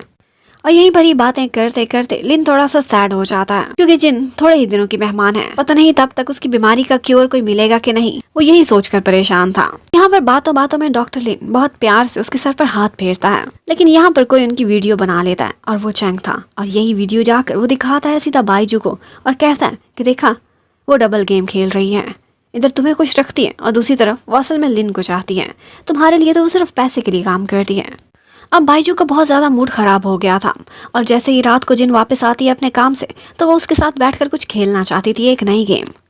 लेकिन बाइजू का मूड बहुत ऑफ था। वो कभी दाईं तो कभी बाईं इधर उधर की बातें करता है और उस पर टॉन्ट करता रहता है। वो उससे आज के दिन की डिटेल में काफ़ी क्वेश्चंस पूछ रहा था। यहाँ पर जिन उससे कहती है कि तुम एज अ बॉयफ्रेंड पूछ रहे हो या फिर सिर्फ फ्रेंड। एक्चुअली वो दोनों ऑफिशियली अभी तक बॉयफ्रेंड गर्लफ्रेंड नहीं बने थे, लेकिन बाइजू की जेलसी अभी भी उतनी ही पीक पर थी जैसे एक बॉयफ्रेंड की होती है। तो यहाँ पर बाइजू डायरेक्ट भी उससे पूछ लेता है कि आज तुम लिन के साथ थी। अब ये सुनकर जिनको गुस्सा आ जाता है वो उससे कहती है कि हमारे बीच कुछ भी ऐसा वैसा नहीं, और मैंने तुम्हें डायरेक्टली कहा था कि मैं सिर्फ तुम्हें डेट करना चाहती हूँ, तुम्हें मुझ पर विश्वास क्यों नहीं। अब यहाँ पर वो दोनों ऊंची ऊंची आवाजों में लड़ने लगते हैं और एक दूसरे को बैक टू बैक आंसर्स दिए जा रहे थे। और इनकी बातें सुनकर अंदर बैठे लोग बहुत खुश होते हैं कि आज इनकी लड़ाई के बाद ऐसा ही हो कि जिन ये घर छोड़कर चली जाए और बाइजू के वही पुराने वाले गार्डियन बन जाए और चैंग को वापस काम मिल जाए। अब उससे लड़ते लड़ते गुस्से में बाइजू अपने कमरे में खुद को बंद कर लेता है, लेकिन रात के 11 बजने वाले थे जिनको उसकी फिक्र होने लगती है। पर आज की रात तो वो लगता है कि हाइबरनेशन चैम्बर में ही काटेगा क्योंकि वो ज्यादा नाराज हो गया था। और उसके बाद नेक्स्ट डे जब दादी को उनकी रात की लड़ाई के बारे में पता चलता है तो वो जिनको अपने साथ बाहर कॉफ़ी पर लेकर जाती हैं और उससे कहती हैं कि मुझे लगता है कि तुम अपनी ड्यूटी बहुत अच्छे से कर रही हो और बाइजू के दिल को तुमने छुआ है। लेकिन वो कहती है कि मुझे लगता है कि हम एक दूसरे को अंडरस्टैंड ही नहीं करते। दादी का कहना था अंडरस्टैंड करना कौन सा ज़रूरी है, मैं भी आज तक अपने हस्बैंड को अंडरस्टैंड नहीं कर सकी, लेकिन हमारा टाइम बहुत अच्छा गुजर रहा है। यहाँ पर जिन दादी से कहती है कि मुझे समझ नहीं आ रही कि क्या बाइजू मुझसे वाकई प्यार करता है या फिर सिर्फ मैं उसकी एक ज़रूरत हूँ। वो बहुत कंफ्यूज्ड नजर आती है तो दादी उसे कहती है कि प्लीज़ चीज़ों को कॉम्प्लिकेटेड ना करो। यहाँ पर दादी जिनको और भी बहुत सी बातें बताती हैं। वो कहती हैं कि बाइजू की लाइफ बहुत डिफिकल्ट रही है, उसने बहुत दफ़ा सुसाइड करने की कोशिश की, इवन कि उसके हार्ट में अक्सर पेन होता है। ये पेन इतना तकलीफदेह है कि वो चाहता था कि मुझे मौत आ जाए, लेकिन मौत भी नहीं आती थी, इसलिए वो बस अपनी हड्डियाँ तोड़कर या खुद को कोई और तकलीफ देकर अपने दिल की तकलीफ को कम करने की कोशिश करता रहता था। यहाँ पर दादी उसे कहती हैं कि जब तक मैं उसकी गार्डियन थी तब सब कुछ बहुत अच्छा था, लेकिन अब मैंने देखा है कि ये स्पेल मेरी जनरेशन में नहीं चलेगा, बल्कि मैंने तुम में वो ख़ास बात देखी है कि तुम उसका अच्छा ख्याल रख सकती हो, इसलिए मैंने उसे तुम्हारी सुरक्षा में दिया है और अब तुमने ही उसकी पेन को कम करना है और उसे संभालना है। अब जिनको समझ आती है कि एक्चुअली बाइजू की लाइफ एक डिजास्टर है और उसे तो मौत से भी ज़्यादा तकलीफ से गुजरना पड़ता है, उधर बाइजू को भी अपने हार्ट में बहुत पेन होती है जब वो ये सब लड़ाई को याद करता है जो जिन ने उसे कहा था कि मैं सिर्फ तुम्हारी एक ज़रूरत हूँ और एज अ पेन किलर उस डेविल रूप से बचने के लिए तुम मुझे रोज़ाना यूज़ करते हो। अब वो खुद की पेन को कम करने के लिए टब में घुस जाता है। इतने में ऊपर से जिन आती है और उसे पानी से बाहर निकालती है, उसे शांत कराती है और यहाँ पर जिन उसे विश्वास दिलाती है कि मैं वाकई तुमसे सच्चा प्यार करती हूँ, मैं किसी नोबल फैमिली से नहीं, लेकिन मेरी फीलिंग्स सच्ची हैं, और उससे सॉरी भी करती है कि मैंने तुम्हें बहुत गुस्सा दिलाया और तुम्हारी तकलीफ को और तुम्हारी फीलिंग्स को इग्नोर किया। लेकिन बाइजू को अभी भी उस पर विश्वास नहीं आ रहा था, तो वो उसे यकीन दिलाती है, उसे किस करती है और ये किस वाकई बाइजू को उसके प्यार का यकीन दिला देती है और वो उसे माफ़ भी कर देता है और कहता है कि अब से हम एक दूसरे का इलाज तलाश करने की इकट्ठी कोशिश करेंगे। और फिर हमें फैंग को दिखाते हैं। वो बहुत ही नॉन सीरियस इंसान था, उसकी काफ़ी सारी गर्लफ्रेंड्स रही थी और अक्सर उनका एक दूसरे से जब आमना सामना होता था तो वो काफ़ी तमाशा भी लगाती थी। और फिर उसके बाद हमें डॉक्टर लिन को दिखाते हैं। वो एक्चुअली आज बहुत नर्वस नज़र आ रहा था क्योंकि उसने एक चैरिटी इवेंट पर जाना था जो कि फैंग की कंपनी ने अरेंज किया था और वही वहाँ का मेन प्रोफेसर था, तो उसको ही अपनी रिसर्च से रिलेटेड वहाँ पर ब्रीफिंग भी देनी थी। अब ऑफिस में उसी इवेंट की तैयारियां चल रही होती हैं, जबकि उधर दादी बार बार जिनको नई से नई टिप्स देती थी ताकि वो किसी तरह से बाइजू के दिल को जीतने की और भी कोशिश करे। जबकि उधर बाइजू ऑफिस में जब डॉक्टर लिन को देखता है तो वो तो उसे बिल्कुल अपने एक रोमांटिक राइवल की नज़र से देखता था और उससे जिस तरह से हैंडशेक करता है उसका बहुत क्यूट स्टाइल था। अब डॉक्टर लिन की तो बाइजू से ये पहली मुलाकात थी, लेकिन बाइजू वो उससे बहुत जेलस हो रहा था क्योंकि उसने उसकी गर्लफ्रेंड के साथ काफ़ी अच्छे मोमेंट्स भी तो बिताए थे। अब बाइजू डॉक्टर लिन को एक ड्रेस ट्राई करने को कहता है। वो बड़ा मॉडर्न टाइप का ड्रेस था। वो पहनकर जब वो चलता हुआ आ रहा होता है तो वो फिसलता है और बाइजू से संभाल लेता है। अब ऐसा लग रहा था कि जैसे कोई रोमांटिक सा सीन क्रिएट हो गया है। और ऊपर से मजे की बात है कि वहाँ पर जिन भी आ जाती है और उन दोनों को इस तरह से इकट्ठे देखकर वो काफी शर्मा जाती है और उसकी मीनिंगफुल सी हंसी को देखकर वो दोनों लड़के भी एम्बैरस हो जाते हैं। अब उसके बाद जिन सीधा जाती है फैंग और चैंग के पास और उनसे पूछने लगती है कि बाइजू किस टाइप का लड़का है। तुम लोग तो बहुत अरसे से उसे जानते हो, क्या उसे बॉयज में इंटरेस्ट है? ये सुनकर वो भी हंसने लगते हैं और कहते हैं बिल्कुल भी नहीं, वो एक ट्रू जेंटलमैन है। और उसके बाद हमें उन्हीं आंटी जियू को दिखाते हैं जो एक्चुअली घोस्ट बनकर पहले कब्रिस्तान में फिर रही थी। उनको लास्ट स्टेज का कैंसर था और उन्हें कोई भी उम्मीद नहीं थी कि उनकी लाइफ बचेगी। अब अपना सारा दिन काम कंप्लीट करने के बाद जिन रात को अपनी ड्यूटी देने के लिए बाइजू के पास पहुंच जाती है। वो उसे मजाक करने लगता है और कहता है कि जिस दिन मैं मर जाऊंगा मैं अपने सारे एसेट्स, अपनी सारी दौलत तुम्हारे नाम करके जाऊंगा।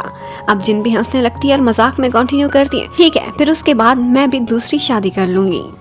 अब उसकी ये बात सुनते ही बाइजू को काफी गुस्सा आ जाता है और वो कहने लगता है हाँ, मैं तुम्हारे दिल को अच्छे से जानता हूँ। मुझे पहले ही शक है कि तुम्हारा क्रश मुझ पर नहीं, एक्चुअली डॉक्टर लिन पर है। तो अब इसी तरह से मजाक मजाक में लड़ाई होने लगती है और जिन उसे शांत करने के लिए उसे मेकअप भी करती है और साथ ही साथ उसका मसाज भी। और यहीं पर ही बाइजू को अपनी पुरानी यादें आने लगती हैं। उसे एक फर्स्ट लव हुआ था और वो लव था 1935 में एक बार की सिंगर से। वो उसके गाने सुना करता था और उसे बहुत प्यार करता था, लेकिन वो दोनों कभी भी इकट्ठे नहीं हो सके थे। और थोड़े अरसे पहले ही उसे वो दोबारा नजर आई थी उसके फ्यूनरल पर और उसकी डेड बॉडी का मेकअप भी जिन ने ही किया था। और यहीं पर ही बाइजू ने जिन को देखा था, वो उससे टकराई थी और बाइजू ने उसे संभाला भी था। आजकल कंपनी में उनकी एनिवर्सरी की तैयारियां चल रही होती हैं। चैंग भी इसी सब में बिजी था। इतने में उसके पास फैंग की एक एक्स गर्लफ्रेंड आती है जो उससे पूछने लगती है कि मैंने सुना है कि एनिवर्सरी की पार्टी में सबका कोई ना कोई डांसिंग पार्टनर होगा। वो उससे पूछने की कोशिश करती है कि फैंग की डांसिंग पार्टनर कौन सी लड़की होगी। अब चैंग को तो जिन पर काफी गुस्सा था। वो ऐसा करता है कि शरारत में उसी का नाम एक्स गर्लफ्रेंड के सामने ले देता है। अब वो लड़की यही समझेगी कि जिन फैंग के पीछे है और वो उसे तंग करने की कोशिश करेगी। अब वो लड़की जिन की फोटो के साथ हॉस्पिटल में पहुंच जाती है, लेकिन वहां पर उसे फैंग के साथ डॉक्टर लान दिखाई देती है। वो हैरान थी कि ये तो जिन की फोटो है, लेकिन ये दो लड़कियों के साथ है। उसे भी अजीब अजीब से शक होने लगते हैं। और उसके बाद हमें चैंग को दिखाते हैं। उन लोगों ने एक बहुत बड़ी सेलिब्रिटी को अपनी कंपनी के लिए ब्रांड एम्बेसडर रखना था। वो उसी की सेक्रेटरी से मुलाकात कर रहा था, लेकिन वो सेलिब्रिटी यांग वो बहुत डिफिकल्ट टाइप की इंसान थी। उसने कहा था कि पहले मैं आप लोगों का स्टोर और आप लोगों के ड्रेसेस को विजिट करूंगी और उसके बाद ही कोई फैसला करूंगी। बाइजू उस मिस्टीरियस सी मेडिसिन के बारे में आजकल बहुत रिसर्च कर रहा होता है। उसे इतनी इन्फॉर्मेशन कहीं ना कहीं से मिल गई थी कि वो लोग उस मेडिसिन को अपग्रेड कर रहे हैं और एक मीटियोराइट के साथ मिलकर उस मेडिसिन को बनाया जाता है। ये वही मीटियोराइट था जिसे हमने देखा था बहुत अरसा पहले बाइजू टकराया था। फिर हमें हॉस्पिटल का सीन दिखाते हैं। आंटी जियू की बेटी बहुत परेशान बैठी हुई थी। उनका ट्रीटमेंट बहुत एक्सपेंसिव था और इसके साथ साथ उन्हें कोई फर्क भी नहीं पड़ रहा था। यहाँ पर एक लेडी उसके पास आती है और उसे कहने लगती है कि मेरे हस्बैंड की भी यही हालत थी, लेकिन मैंने उसे एक स्मॉल से क्लिनिक से एक सस्ती सी मेडिसिन लेकर दी थी, जिसके बाद अब वो बिल्कुल ठीक है। तुम चाहो तो अपनी मॉम पर भी ये ट्राई कर सकती हो। अब आंटी जियू की बेटी भी वो मेडिसिन लेकर आ जाती है और रेगुलरली वही मेडिसिन अब आंटी जियू को दी जा रही थी। उधर मॉडल यांग जब कंपनी में आती है तो उसे ड्रेसेस में कम लेकिन बाइजू में ज्यादा इंटरेस्ट हो रहा था, जो उसको अपने डिफरेंट ड्रेसेस की इंटरेस्टिंग टाइप की डिस्क्रिप्शन दिए जा रहा था। यहाँ पर देखकर लग रहा था कि यांग का बाइजू पर क्रश आ गया है। उधर जिन आज आंटी जियू से मिलती है, जो कि अब बिल्कुल हेल्दी लग रही थी और ऐसे लग रहा था कि जैसे उनका कैंसर ठीक होता जा रहा है। जिन हैरान थी क्योंकि ये चीज बहुत मिस्टीरियस थी। अब इसके बाद जिन जब 11 बजे बाइजू के पास आती है तो उसने वही म्यूजिक लगाया हुआ था, वही सॉन्ग जो उसकी फर्स्ट लव का था। अब वो जिन के साथ मिलकर कपल डांस करने लगता है। जिनको डांस नहीं आता था तो वो बहुत प्यार से उसे डांस सिखाता है और यहाँ पर उन दोनों के बहुत से स्वीट से मोमेंट्स दिखाए जाते हैं। वो दोनों काफी एंजॉय कर रहे होते हैं और उनके म्यूजिक की आवाजें जिस तरह से बाहर तक आ रही थी, चैंग ये सुनकर बहुत जेलस होता है और फैंग से कहता है कि ये लड़की मुझे ठीक नहीं लगती, ये बाइजू को अपनी आदत डालेगी और उसके बाद जब ये मर जाएगी तो बाइजू तकलीफ में रहेगा। और उसके बाद दिखाया जाता है कि आंटी जियू अब हॉस्पिटल से डिस्चार्ज हो गई क्योंकि उनका कैंसर बिल्कुल ठीक हो चुका था। जिन ने भी उनके ड्रॉर से चोरी वो मेडिसिन चुरा ली थी जो उनकी बेटी उनको दिया करती थी। यही मेडिसिन वो बाइजू के पास लेकर आती है और कहती है कि इस पर रिसर्च करना। उधर आंटी जियो अब डिस्चार्ज तो हो गई थी, लेकिन वो ठीक बिल्कुल भी नहीं थी। वो बहुत वायोलेंट हो गई थी। कभी कभी तो उसने बर्ड को एक सालन की शक्ल में पकाया हुआ होता था, तो कभी अपने नेबर्स के कुत्ते को जाकर मार देती है जो शोर करता था। एक दिन इस तरह से वो गुस्से में आकर अपनी बेटी पर भी मर्डर अटेम्प्ट करती है। लेकिन तब तक बाइजू को उस मेडिसिन के असर के बारे में पता चल गया था और वो आंटी जियो को एन टाइम पर आकर रोक लेता है और उनकी बेटी की जान बचाता है। और यहाँ पर जिन फिर उनकी बेटी को समझाती है कि तुम्हें फंसाया गया है, वो एक स्कैम था। वो लेडी जानबूझकर तुम्हें ये बातें कहने आई थी क्योंकि वो लोग तुम्हारी मम्मी को भी अपने एक्सपेरिमेंट में यूज करना चाहते थे। उधर मॉडल यांग ने कहा था कि अपने कॉन्ट्रैक्ट के बारे में बात करने के लिए वो बाइजू से मिलना चाहती है और उसे एक बहुत ही महंगे से रेस्टोरेंट में बुलाती है जहाँ की मेंबरशिप सिर्फ खास लोगों के पास होती है। अब चैंग जिन को जेलस कराने के लिए ये बात उसको भी बता देता है। अब जिन बहुत परेशान थी। उसका बॉयफ्रेंड एक इतनी बड़ी सेलिब्रिटी के साथ जा रहा है। ऑफ कोर्स वो परेशान तो होगी, जेलसी भी होगी, लेकिन बिना मेंबरशिप के उस रेस्टोरेंट में नहीं जा सकती थी। इतने में अचानक से वो देखती है तो डॉक्टर लिन के मूवमेंट्स पर उसे नजर आता है कि उसके पास भी उसी रेस्टोरेंट की मेंबरशिप है। अब वो उससे कांटेक्ट करती है और कहती है कि मेरी एक विश है और वो ये है कि मैं इस रेस्टोरेंट में खाना खाना चाहती हूँ। अब लिन भी उसकी विश पूरी करने के लिए उसे वहीं पर ही साथ ले जाता है। जिन के पास कोई ब्रांडेड ड्रेस नहीं था। उसने अपने नाइट गाउन को ही किसी तरह से मॉडिफाई किया हुआ था, लेकिन यहाँ पर जब ये चीज़ डॉक्टर लिन देखता है तो आता है और अपना कोट उतार कर उसे पहना देता है। जबकि उधर बाइजू वो अकेला नहीं आया था, बल्कि वो अपने साथ चैंग को और फैंग को भी लेकर आया था। अब जिन भी प्राइवेट रूम्स में किसी तरह से ढूंढती उनको देख ही लेती है और यहाँ पर वो देखती है कि किस तरह से वो सेलिब्रिटी बाइजू से मीठी मीठी बातें कर रही है और वो दोनों एक ही लेवल पर लग रहे थे, दोनों साथ में इकट्ठे भी लग रहे थे और वहाँ पर मौजूद वेटर भी यही बातें कर रहे होते हैं। अब ये सब कुछ सुनकर ऑफ कोर्स जिनको इन्फीरियोरिटी कम्प्लेक्स भी होता है और जेलस भी। अब उसके बाद जब वो खाना खत्म करने के बाद सारे बाहर निकलते हैं तो वहाँ पर डॉक्टर लिन के साथ जिन को जब बाइजू देखता है तो उसे बहुत बुरा फील होता है। सारे लोग वहाँ से चले जाते हैं और एंड पर बाइजू और जिन ही आमने सामने रह जाते हैं। बाइजू को इतना गुस्सा था कि वो उससे कोई बात भी नहीं करना चाहता था। अब बाइजू जिन को अपने घर वापस तो ले आता है और वहाँ पर जाकर उस पर बहुत गुस्सा भी करता है जब देखता है कि उसकी गर्लफ्रेंड ने डॉक्टर लिन का कोट पहना हुआ है। उस कोट को उतारता है और उतार कर फेंक देता है। अब इतना जेलस था, इतना पोजेसिव था कि अपना कोट उतार कर उसे पहना देता है। यहाँ पर जिन भी बहुत इमोशनल हो जाती है और कहती है मुझे दादी ने सब कुछ सच बता दिया हुआ है। एक्चुअली बाइजू का एक सीक्रेट था और वो यही था कि जब जिन की डेथ हो जाएगी तो उसके बाद वो खुद को जिंदा नहीं रखेगा, बल्कि किसी न किसी दर्दनाक और तकलीफ देने वाले तरीके से वो खुद को मारने की कोशिश करता रहेगा। शायद किसी दिन उसकी ये अटेम्प्ट कंप्लीट हो जाए। जिन उस पर गुस्सा करने लगती है क्योंकि वो कभी भी नहीं चाहती थी कि उसके मरने के बाद बाइजू जिंदा ना रहे या खुश ना रहे। वो उससे कहती है कि अगर तुमने ऐसा ही करने का प्लान किया है तो फिर हम आज ही ब्रेकअप कर लेते हैं। और फिर इसी के साथ ही उनकी ये लड़ाई ब्रेकअप पर ख़त्म होती है। और उसके बाद अगले दिन नाश्ते की टेबल पर भी वो दोनों एक दूसरे को बातें सुनाते रहते हैं और लड़ते रहते हैं। अपने काम पर जाते हुए भी गेट से कौन पहले बाहर निकलेगा इस बात पर भी एक दूसरे को धक्के देते रहते हैं। फैंग बाइजू को यही मशवरा देता है कि देखो मेरी कितनी सारी गर्लफ्रेंड्स बनी आती जाती रहती हैं, इसलिए तुम भी जिनको दिल पर ना लो, कोई बात नहीं, तुम यांग के बारे में सोचो। और यांग ने उससे रिक्वेस्ट की थी कि वो बाइजू को एनिवर्सरी में अपना डांस पार्टनर बनाना चाहती है। अब ऑफ कोर्स बाइजू भी ये बात मान जाता है क्योंकि उसने भी तो जिन को जेलस कराना था और उससे मूव ऑन करना था। अब ये सारी बातें तो साइड पर, लेकिन रात को तो बाइजू को जिन की बहुत ज़रूरत थी। 11 बजने वाले थे, लेकिन वो थी कि उसे भाव ही नहीं दे रही होती। इतने में फैंग आकर बाइजू को मशवरा देता है कि ज़रूरी नहीं है कि तुम प्यार से उसका हाथ पकड़ो, किसी भी तरह का फिजिकल टच ही तुम्हारे लिए काफ़ी है। वो जाता है, देखता है जिन ने वार्म वाटर में अपने पैर रखे हुए होते हैं, तो वहीं पर ही उसके पैरों से वो खुद को टच कर लेता है और इस तरह से वो म्यूटेट होने से बच सकता था। अब उसके बाद नेक्स्ट डे हमें दिखाते हैं कि डॉक्टर लिन जिन को अपने साथ एक जगह लंच पर लेकर जाता है। जिन उसे बातों बातों में बताती है कि एक मेरा बॉयफ्रेंड तो है, लेकिन आजकल मेरी उससे लड़ाई चल रही है। अब लिन वहीं पर ही उसे कहता है कि देखो जिन, मैं सच बताऊंगा, मैं तुम्हें लाइक करता हूँ और तुम्हारे साथ अपनी ज़िंदगी बिताना चाहता हूँ। तुम्हारा जो कोई भी फैसला हो, लेकिन मैं तुम्हें इतना बता दूं कि लाइक करने को मैं नहीं रोक सकता। इसके बदले चाहे तुम मुझसे अपनी फ्रेंडशिप भी खत्म करना चाहो, मुझे कबूल है, लेकिन सच मैं तुम्हें बता दिया है। जिन उससे कहती है कि एज अ बॉयफ्रेंड तो मैं तुम्हें रिजेक्ट करती हूँ, लेकिन एज अ फ्रेंड मैं तुम्हारी दोस्ती कभी भी नहीं खोना चाहती। अब ये सुनकर लिन भी खुश हो जाता है और वो कहता है कि अब हम दोनों एज अ फ्रेंड इकट्ठे रहेंगे। यहाँ पर जिन उसे अपने फोन पर कुछ फोटोज दिखा रही होती है। उन दोनों ने हाथ पकड़ा हुआ था कि इतने में बाइजू भी ये देख लेता है और ये सब कुछ चैंग ने जानबूझकर उसे दिखाया था। ये देखते ही उस बेचारे के हार्ट में पेन होने लगती है और उसे बहुत गुस्सा आता है। अब जब रात को जिन घर वापस आती है तो वो चैंग से 1-on-1 बात करती है और उससे कहती है कि तुम्हें आखिर क्या मसला है मेरे से। माना कि मैं और बाइजू नॉर्मल नहीं है, लेकिन क्या हम लोगों को आम लोगों की तरह से रिलेशनशिप रखने का अधिकार नहीं है? वैसे भी मेरी थोड़ी सी ज़िंदगी है, थोड़े ही दिनों में मैंने चले जाना है। अब उसकी इतनी सारी बातें सुनकर चैंग को थोड़ा बहुत रियलाइज़ होता है कि जैसे वाकई वो गलत करता रहा है। इतने में जिन अपनी फ्रेंड लान के पास जाती है, उसके पास बैठी हुई थी कि इतने में उसकी नोज़ ब्लीड करने लगती है। उसकी हालत बहुत ख़राब हो जाती है। वो सोचती है कि इस तरह से लड़ाई झगड़ों में दिन क्या गुजारने, जो थोड़े से दिन हैं वो बाइजू के साथ क्यों ना अच्छे से बिताए जाएं। वो फैसला करती है कि आज की एनिवर्सरी की पार्टी में वो ज़रूर जाएगी।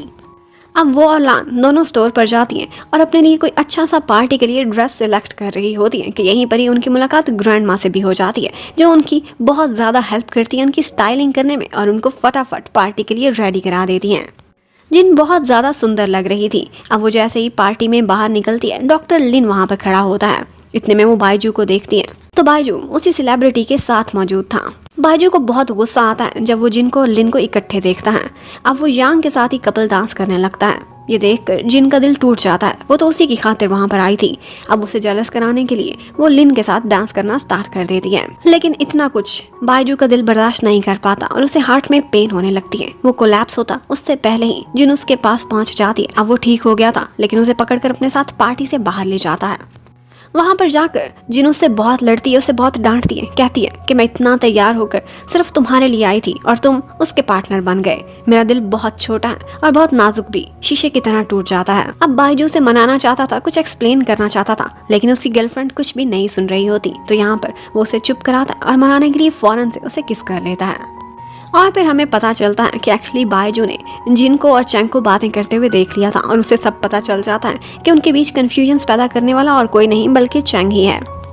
तो अब उसने जिन से दोस्ती करने का फैसला किया था और वो दोनों पैचअप कर लेते हैं। अब नेक्स्ट डे नाश्ते की टेबल पर सीन बिल्कुल बदला हुआ होता है। वो दोनों एक दूसरे की बहुत केयर कर रहे थे। बाइजू भी जेंटलमैन बना हुआ होता है और अब की बार गेट पर एक दूसरे से लड़ने और टकराने की बजाय वो एक दूसरे को रास्ता दे रहे होते हैं।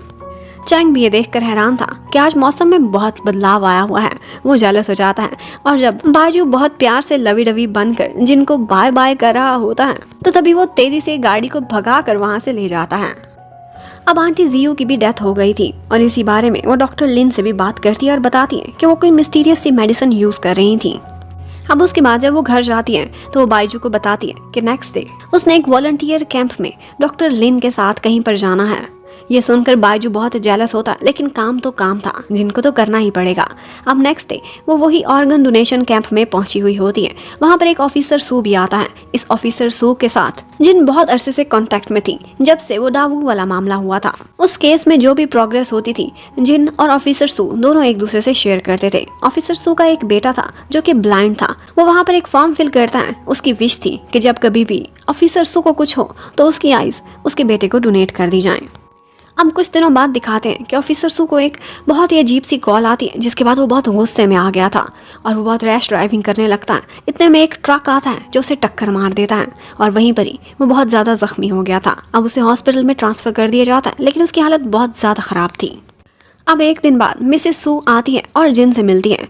वो उससे कहती है कि तुम मेरे हस्बैंड के साथ अक्सर कांटेक्ट में थी, मैंने फ़ोन के थ्रू चेक किया है। एक्चुअली मिसेस सू को अपने हस्बैंड पर शक था कि वो उससे चीट कर रहा है और शक उनको यही था कि शायद जिन ही वो लड़की है जिसका उसके हस्बैंड से चक्कर चल रहा होता है। इवन कि वो ये भी कहती है कि वो जो ब्लाइंड बच्चा था वो मेरा बेटा नहीं है, बल्कि मुझे लगता है कि मेरे हस्बैंड का इललेजिटिमेट चाइल्ड है, जिसे अब उसने अडॉप्ट किया हुआ है। यहाँ पर जिन उसे शांत कराती है, लेकिन वो बात मान ही नहीं रही थी। इतने में फैंग भी वहाँ पर आ जाता है और ऐसे प्रिटेंड करने लगता है।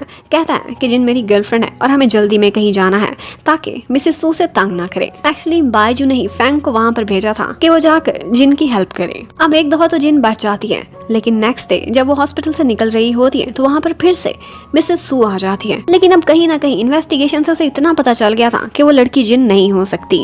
इतने में ऊपर से वहाँ पर चैंग भी पहुँच जाता है और अब वो ऐसे प्रिटेंड करने लगता है कि जैसे जिन उसकी गर्लफ्रेंड है और वो उसकी रेस्क्यू के लिए पहुंचा हुआ है। अब मिसेस सू भी हैरान रह जाती है कि तुम्हारे कितने बॉयफ्रेंड्स हैं। जिन बहुत एम्बैरेस होती है और उससे कहती है किसी और तरीके से भी तुम लोग मुझे बचा सकते हो, ये बॉयफ्रेंड का कहना क्या जरूरी था, और वैसे भी मैं खुद को खुद ही बचा सकती हूँ। अब उसके बाद जब वो घर जाती है तो वो बायजू से शेयर करती है कि एक्चुअली ऑफिसर सू की आइज डोनेट करनी है उसके बेटे को, लेकिन उस फॉर्म पर उसकी वाइफ के सिग्नेचर चाहिए जो वो करने के लिए तैयार नहीं है। अब उसे कैसे मनाया जाए, वो तो मेरी बात ही नहीं सुनती। बायजू कहता है कि मैं अपने तरीके से काम करा सकता हूँ, लेकिन जिनको पता था कि ये जोर जबरदस्ती करेगा और गुंडे भेजेगा, वो उसे मना कर देती है। अब उसके बाद वो खुद से कई दफा जाकर मिसेस सू से बात करने की कोशिश करती है, लेकिन वो उसकी बात ही नहीं सुनती। फिर एक दिन वो उसे एक जगह पर मिलने के लिए बुलाती है और बताती है कि एक्चुअली मेरा हस्बैंड एक मिस्टीरियस सी मेडिसिन पर आजकल इन्वेस्टिगेशन कर रहा था और यही मेडिसिन उसे उसकी पॉकेट से भी मिली थी। वो वही मेडिसिन जिन को दिखाती है और कहती है कि मुझे शक है कि शायद किसी लोगों ने उसे यही मेडिसिन कंज्यूम कराई होगी और मुझे डर है कि अगर उसके ऑर्गन्स किसी को डोनेट किए गए तो रिसिपिएंट के बॉडी में भी कुछ ना कुछ प्रॉब्लम्स क्रिएट हो सकती हैं। और इसके साथ साथ उसकी वाइफ को धमकी वाले कॉल भी आ रहे थे कि ऑफिसर सू जिस केस पर काम कर रहा है वो ये काम करना बंद कर दे, वरना वो उसे बदनाम कर देंगे। अब उसकी वाइफ को यही फिक्र थी कि मेरा हस्बैंड मरे तो एक हीरो की मौत मरे। अभी सारे उसे मार्टायर कह रहे हैं, लेकिन अगर उसकी बदनामी हुई तो मुझे बहुत बुरा फील होगा। अब इसी केस को सॉल्व करने के लिए बायजू जिनकी पूरी हेल्प करता है और उस बच्चे का पता चलाता है। अब नेक्स्ट डे ऑफिसर सू का ऑपरेशन होता है, लेकिन वो सक्सेसफुल नहीं रहा था। अब यहाँ पर जब मिसेस सू आती है तो जिन उसे सारी डिटेल बताती है और कहती है कि रिपोर्ट्स आ चुकी हैं और पता चल चुका है उसकी बॉडी में दूसरा कोई प्रॉब्लम नहीं, उसका सिर्फ एक्सीडेंट हुआ था और उसके ऑर्गन सेफली किसी और को डोनेट किए जा सकते हैं। और इतने में वो ये भी बताती है कि उस बच्चे के मम्मी डैडी कोई और हैं। वो एक्चुअली ऑफिसर सू के एक सीनियर का बेटा था और वो सिर्फ सपोर्ट करने के लिए उसे अडॉप्ट किए हुए था। अब ये सुनकर मिसेस सू काफ़ी शर्मिंदा होती है और उसी फॉर्म पर साइन कर देती है। और उसके बाद वो जिन से भी बहुत सारी सॉरी करती है क्योंकि उसे लगता था कि उसने उसे अच्छा बर्ताव नहीं किया। यहाँ पर बायजू जिन को बताता है कि मुझे पूरा शक है कि वही मिस्टीरियस मेडिसिन वाले ड्रग डीलर्स ने ही ऑफिसर सू को मरवाया होगा, क्योंकि उस ट्रक की कोई नंबर प्लेट भी नहीं थी और इसके साथ साथ जो उसे कॉल आई थी वो भी ट्रेस नहीं हो सक रही। अब नेक्स्ट डे दिखाते हैं कि ऑफिसर सू का फ्यूनरल हो रहा होता है। मिसेस सू और उसकी मैरिज तो रजिस्टर हुई थी, लेकिन उनकी वेडिंग सेरेमनी कोई प्रॉपरली अभी तक अरेंज नहीं हुई थी। तो अब फ्यूनरल पर ही मिसेस सू ऐसे सोचने लगती है कि जैसे वो अपनी वेडिंग सेरेमनी पर है और वो भी ऑफिसर सू के साथ। अब जब वो बाहर निकलती है तो देखती है कि जिन बायजू के साथ है, तो उसे देखकर हंसने लगती है और कहती है मुझे लगता है कि जैसे ये वाला अब तुम्हारा असली बॉयफ्रेंड है। अब उसके बाद जब बायजू घर जाता है, जिन भी देखती है कि आज कुछ स्पेशल दिन लग रहा है, तो पता चलता है कि एक्चुअली आज बायजू का असली वाला बर्थडे है। वो कभी भी बर्थडे मनाना पसंद नहीं करता था क्योंकि उसे लगता था कि एक और साल निकल गया और इस तरह से अनलिमिटेड ईयर्स चलते चले जाएंगे। लेकिन आज सारे उसके लिए एक केक बनाते हैं और वहाँ पर उसे कहते हैं कि कोई विश भी मांगो।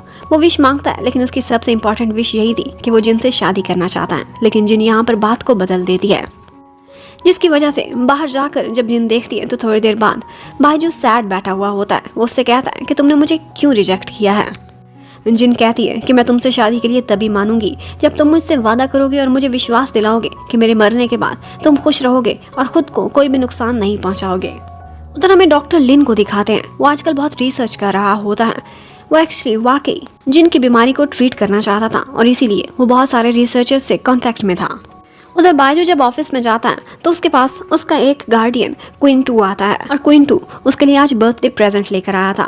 बायजू कहता है कि मुझे पता है कि इस बॉक्स के अंदर क्या है, हर साल तो मुझे एक ही गिफ्ट देकर मेरे साथ प्रैंक करते हो। लेकिन क्वीन टू कहता है इस दफ़ा कुछ और है। लेकिन जब वो खोलता है तो वही बोरिंग वाला गिफ्ट निकलता है जिसके अभी तक उसकी कबर्ड में लाइन की लाइन लगी पड़ी थी। अब ये मजाक करने के बाद क्वीन टू बायजू से कहता है कि मेरे घर पर एक पार्टी है और उस पार्टी में कपल्स को इन्वाइट किया गया है, इसलिए तुम भी अपनी गर्लफ्रेंड के साथ ज़रूर आना। अब बायजू तो बहुत खुश था। वो जिनको कहता है कि तुम अपने लिए एक प्रिटी सा ड्रेस सिलेक्ट कर लो, हम दोनों इकट्ठे चलेंगे। जबकि चैंग और फैंग दोनों परेशान थे, उनके पास डांसिंग पार्टनर ही नहीं था, वो किसको साथ लेकर जाएं। अब चैंग को कोई और लड़की तो नज़र नहीं आती, उसे फैंग की एक्स गर्लफ्रेंड एक जगह दिखाई देती है। वो उससे कहता है प्लीज़ रिक्वेस्ट करता हूँ एक दिन के लिए मेरी फेक गर्लफ्रेंड बन जाओ, मैंने एक पार्टी में जाना है। लेकिन वो देखती है, कहती है तौबा करो, मैं तो तुम्हें अपने भाई की नज़र से देखती हूँ। ये कहती हुई वो वहाँ से भाग जाती है। उधर हमें फैंग को दिखाते हैं। वो तो डॉक्टर लान की तलाश में था। उसकी नज़र सिर्फ एक ही लड़की पर टिकी हुई थी और वो थी लान। वो उसको ढूंढने के लिए जाता है तो देखता है कि वो अपनी नर्सेस के साथ बैठी कुछ बातें कर रही है कि जिनकी कंडीशन आजकल बहुत ज़्यादा ख़राब हो रही है। उसने ये सारा कुछ बायजू से छुपाया हुआ था। फैंग ये सीक्रेट सुन लेता है और फिर लान को ब्लैकमेल करने लगता है कि ये सारा कुछ मैं जाकर बायजू को बता दूंगा, वरना तुम मेरे साथ मेरी गर्लफ्रेंड बनकर उस पार्टी में चलो। उधर बायजू जिनके साथ खड़ा हुआ होता है और वो एक प्रिटी सा ड्रेस खुद के लिए सिलेक्ट कर रही थी। इतने में उसे डॉक्टर लिन की कॉल आती है और पता चलता है कि हॉस्पिटल से एक बच्ची मिसिंग हो गई है। वो बच्ची जिनसे काफ़ी ज़्यादा अटैच थी, इसलिए वो फ़ौरन से उसे तलाश करने निकल जाती है। बाजू सोचता है कि ये और लिन अकेले जाएं, इससे बेहतर है कि मैं भी साथ में जाऊं। अब वो लोग उसे तलाश करने अम्यूज़मेंट पार्क में पहुंचे हुए होते हैं, जहां पर वो बच्ची तो काफ़ी इंजॉय कर रही थी। इतने में वो बाजू के हाथ लग जाती है। अब वो बच्ची तो उन्होंने ढूंढ ली थी, लेकिन उसको थोड़ी बहुत सैर तो करानी थी। अब वो लिन के साथ सैर करती है और इसी बहाने हमारे मेन कपल की एक अम्यूज़मेंट पार्क में डेट हो जाती है और वो दोनों भी इकट्ठे काफ़ी इंजॉय करते हैं। अब उस पार्क में काफ़ी सारा एंजॉय करने के बाद जब वो बच्ची हॉस्पिटल में वापस जाती है तो उसकी थोड़ी देर बाद ही उसकी डेथ हो जाती है। जबकि उधर शाम को पार्टी स्टार्ट हो गई थी, सबको कोई ना कोई पार्टनर मिल गया था, लेकिन चैंग का कोई भी पार्टनर नहीं था। वो बेचारा सैड खड़ा हुआ होता है। इतने में एक लड़की आती है जो उसका बाजू थाम लेती है और वो कोई और नहीं बल्कि उसका फर्स्ट लव थी, लाए, जिससे वो स्कूल लाइफ में मिला था। लेकिन उसे देखकर काफ़ी सारे लोगों का मूड बहुत ख़राब हो जाता है, क्योंकि सबको याद था कि क्वीन चैंग एक दफ़ा लाई की वजह से ही किडनैप हुआ था और उसकी जान भी खतरे में पड़ गई थी और बायजू को उनको बचाने के लिए जाना पड़ा था। अब अगले दिन दिखाते हैं कि जब जिन उस डेड बॉडी का मेकअप कर रही होती है छोटी सी बच्ची का, तो उसकी बॉडी पर भी बहुत सारे मार्क्स थे जो उन्हीं लोगों के हुआ करते थे जो मिस्टीरियस मेडिसिन यूज़ करते थे। उसके बाद हमें चैंग को दिखाते हैं। एक्चुअली उसके साथ कुछ साइकी इशू चल रहे थे, जिसकी वजह से वो अक्सर सेशंस भी लिया करता था। ये इश्यूज तब से थे जब वो हादसा हुआ था कि जब उसे लाई के साथ किडनैप कर लिया गया था। अब लाई उसकी लाइफ में दोबारा आ गई थी। उसे समझ नहीं आ रहा था कि वो उसे अपनाए या फिर भुला दे। उधर दिखाते हैं कि एक दफ़ा डॉक्टर लिन जिन को ड्रॉप करने के लिए जा रहा होता है, तो इतने में कोई उसका पीछा करने लगता है। वो लोग उनका पीछा नहीं छोड़ रहे थे। लिन को लगा था कि उसकी वजह से जिन की जान भी खतरे में आ सकती है, इसलिए वो जिन को कार से नीचे उतर जाने को कह देता है और उसके बाद आगे जाकर उसका खुद का एक्सीडेंट हो जाता है। अब जिन खुद को बहुत गिल्टी फील कर रही थी। उसे ऐसा लग रहा था कि जैसे ड्रग डीलर्स उसी की वजह से ही लिन के भी पीछे पड़े हुए हैं और लिन की जान को उसने खतरे में डाला है। इतने में बायजू भी वहाँ पर पहुँच जाता है और वो लिन का बहुत बहुत थैंक्स करने लगता है, बहुत ओवर एक्टिंग करता है कि तुमने मेरी गर्लफ्रेंड की जान बचाई। अब यहाँ पर लिन भी उसे टीज करने के लिए बार बार जिन का हाथ थाम लेता है और ये देखकर बायजू को बहुत ज़्यादा जेलसी हो रही थी। वो उनका हाथ छुड़ाने की कोशिशों में लगा रहता है। उधर चैंग को लाई कहती है कि मैंने यूएसए से ट्रीटमेंट कराया है, मुझे भी बहुत ज़्यादा इश्यूज थे, लेकिन अब मैं बहुत बेटर फील करती हूँ। क्या तुम भी अगर अपने सेशंस कराना चाहते हो तो हम दोनों हमेशा के लिए यूएसए चले जाते हैं। अब उसकी इस ऑफर को चैंग ने काफ़ी सीरियस लिया था, लेकिन इस बारे में उसने और किसी से भी शेयर नहीं किया था। उधर बायजू को इत्तला मिलती है कि डॉक्टर लिन जब हॉस्पिटल में था तो उसे देखने के लिए कोई आया था और वो था डॉक्टर जाओ। उन्हें लगा था कि शायद ये लिन की जान लेना चाहता है या फिर उसका पता कराने के लिए आया था। वो लोग भी उसके पीछे पड़ जाते हैं। वो लोग उसके एक टेम्परेरी ठिकाने तक पहुंचने में कामयाब हो जाते हैं। तो यहीं पर ही वो उसकी एक फोटो को देखते हैं। बाजू वो फोटो देखकर हैरान रह जाता है। ये वही था जिसने जिनको छत से धक्का दिया था उस पुराने से क्लिनिक में, और उसके पीछे कुछ पौधों की तस्वीरें थी और ये प्लांट्स काफ़ी मिस्टीरियस टाइप के थे। ये प्लांट्स को बाजू बहुत अच्छे से पहचानता था। इनसे बहुत से हर्ब्स बनते थे जिनको मेटेओराइट के साथ मिलाकर रेडिएशन के थ्रू एक मेडिसिन बनाई जा सकती है।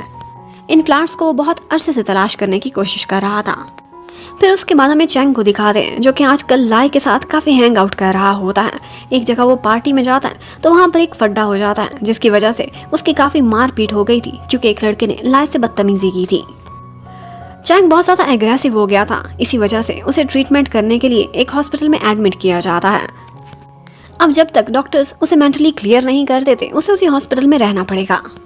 और फिर फैंग लाई से बात करने के लिए, इस इशू को रिजॉल्व करने के लिए उसे मिलने के लिए जाता है और वहीं पर ही कोई और आ जाता है और वो उसे मारने लग जाता है। अब इस मारपीट के बाद ग्रैंडमा को बहुत गुस्सा आ गया था। वो कहती है कि तुम हमारी कंपनी का नाम डबो कर रहोगे, इसलिए बेहतर है कि तुम यहाँ ना रहो बल्कि अब्रॉड चले जाओ।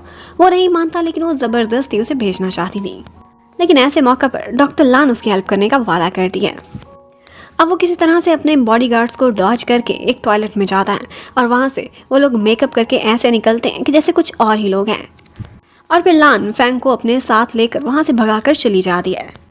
उधर बायजू अपने गार्डियन के साथ मिलकर जाओ का पीछा करते करते एक क्लिनिक में पहुँच जाता है। वहीं पर जैसे वो जाता है उसे हार्ट में पेन होने लगता है क्योंकि वहाँ पर वही प्लांट्स मौजूद थे और वहाँ पर उनकी बहुत स्ट्रॉन्ग रेडिएशंस थी, जिसकी वजह से बायजू को बहुत पेन होने लगती है। वो खुद को काबू में नहीं रख सक रहा था, इसीलिए क्वीन टू उसे वहाँ से लेकर चला जाता है। उधर जिन ने भी बायजू से उन फ्लावर्स के बारे में सुना था तो वो उसे फौरन से बुलाती है और दिखाती है उसकी मॉर्च के बाहर भी वही तरह के फ्लावर्स लगे हुए थे। एक्चुअली इन फ्लावर्स के सीड्स उसे डॉक्टर लिन ने दिए थे। ये सुनकर बायजू को डॉक्टर लिन पर भी शक होने लगता है। अब जब वो लोग घर जाते हैं तो बायजू उससे पूछता है। जिन कहती है कि मेरा नहीं ख्याल कि डॉक्टर लिन कोई बुरा इंसान है, बल्कि मैंने सुना था कि वो एक्सपेरिमेंटल पर्पस के लिए इन फ्लावर्स के सीड्स को यूज़ करता है और ये उसने खुद नहीं लिए बल्कि किसी और फील्ड से उठाए हैं और ये उसके प्रोफेसर के हैं। अब अगले ही दिन वो लोग लिन के पास जाते हैं इसी बारे में बात करने के लिए। लिन उनकी बातें सुनकर हैरान रह जाता है और कहता है कि मेरे प्रोफेसर जैंग बहुत अच्छे इंसान हैं और वो इस तरह की हरकत नहीं कर सकते, उनका मिस्टीरियस मेडिसिन से कोई लिंक नहीं होगा और मुझे ये फ्लावर्स और उनकी सीड्स, उनकी फार्मिंग, सारा कुछ वहीं से ही पता चला है। लेकिन जिन और बायजू का कहना था कि अगर ये फ्लावर्स डॉक्टर जैंग के पास हैं तो मेटियोराइट भी यकीनन उसी के पास होगा, क्योंकि इन दोनों को मिक्स करके वो मेडिसिन बनाई जाती है।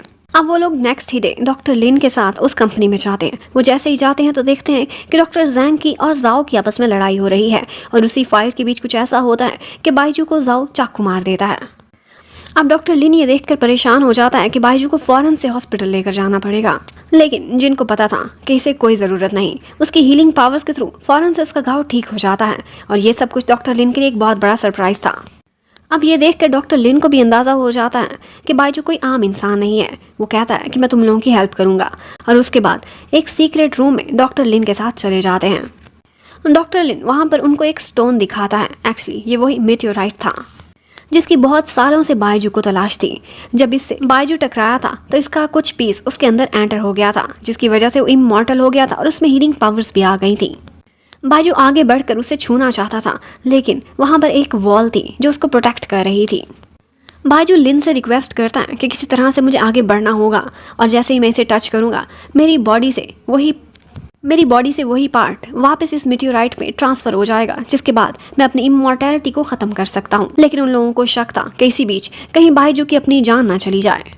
अब बायजू के पास समय बहुत कम था और उसे फैसला लेना था। वो जिन से कहता है कि मुझे लगा था कि शायद मैं तुम्हें मरते हुए देखूंगा, लेकिन अब हो सकता है तुम मुझे मरते हुए देखो, इसीलिए तुम हिम्मत रखना और हमेशा खुश रहना। इतने में वहाँ की रेडिएशन से बचाने के लिए वो जिन को बाहर भेज देता है और उसके फ़ौरन बाद वो ग्रैंड माँ को उस मेटियोराइट की फ़ोटो भेजता है। ग्रैंड माँ तो बहुत खुश हो गई थी कि बायजू को वो मिल गया जिसकी वो इतने अरसे से तलाश में था, लेकिन उनको ये अंदाज़ा नहीं था कि ये सब कुछ करने के बदले बायजू की अपनी जान अभी की अभी भी जा सकती है। वो इस सब के लिए रेडी नहीं थी। वो बहुत दुखी हो जाती हैं और रोने लगती हैं। वो चाहती थी कि एक दफ़ा बायजू को देख लें, उसे ठीक से गुड बाय तो कर सकें, लेकिन वो कहता है कि मेरे पास इतना समय नहीं है। और उसके बाद वो प्रोटेक्टिव वॉल को ऑफ करता है और किसी न किसी तरह से उस मेटियोराइट को हाथ लगा लेता है। उसे टच करते ही उसे एक्सट्रीम पेन फील होती है और उसकी बॉडी से बहुत सारी रेडिएशंस भी निकलती हैं, जिसके बाद वो बेहोश हो जाता है।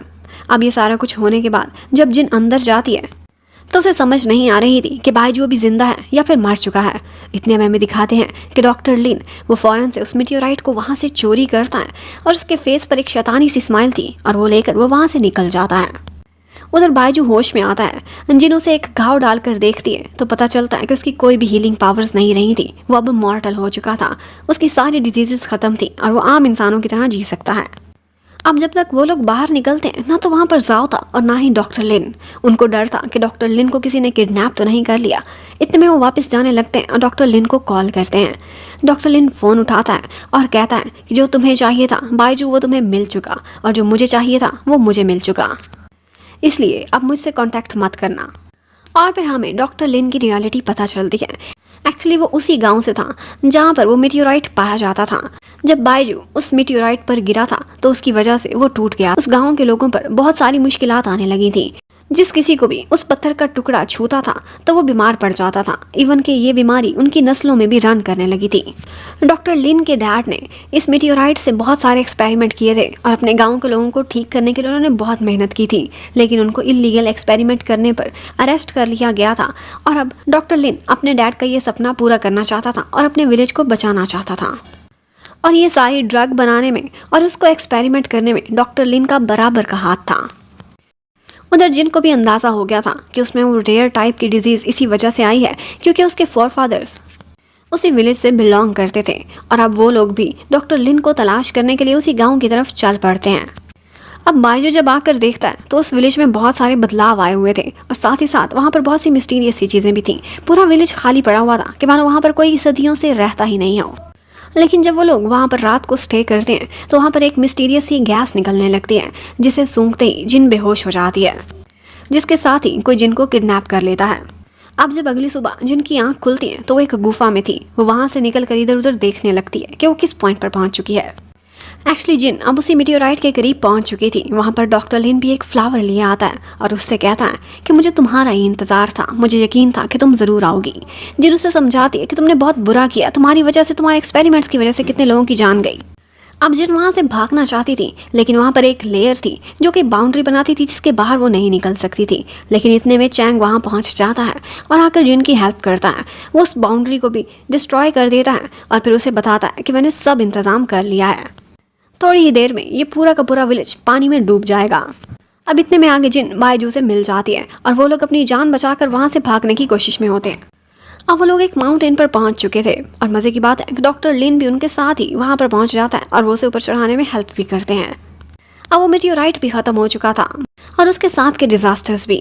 और इसके साथ ही बायजू कहता है कि जो मुझे चाहिए वो मुझे मिल चुका है। जिनके जितने भी दिन है मैं इसके साथ खुशी खुशी गुजारना चाहता हूँ। अब वो लोग अपनी सिटी में वापस आ जाते हैं। जिनका एक ऑपरेशन होता है जिसके बाद लगता है कि अब वो बिल्कुल ठीक हो जाएगी। और इस सब में उस फिनोमेना का भी असर शामिल था जो उस गांव से होकर आई थी। उधर डॉक्टर लिन को अब पुलिस ने अरेस्ट किया हुआ होता है। बायजू से मिलने के लिए भी जाया करता था। और उसके बाद नेक्स्ट ही सीन में दिखाते हैं कि बायजू और जिन की शादी हो रही है। जिन बहुत ज़्यादा सुंदर लग रही होती है और अब उसकी डिजीज़ भी बिल्कुल ठीक हो चुकी थी और इसके साथ ही स्टोरी की हैप्पी एंडिंग हो जाती है। Thank you for watching, bye bye.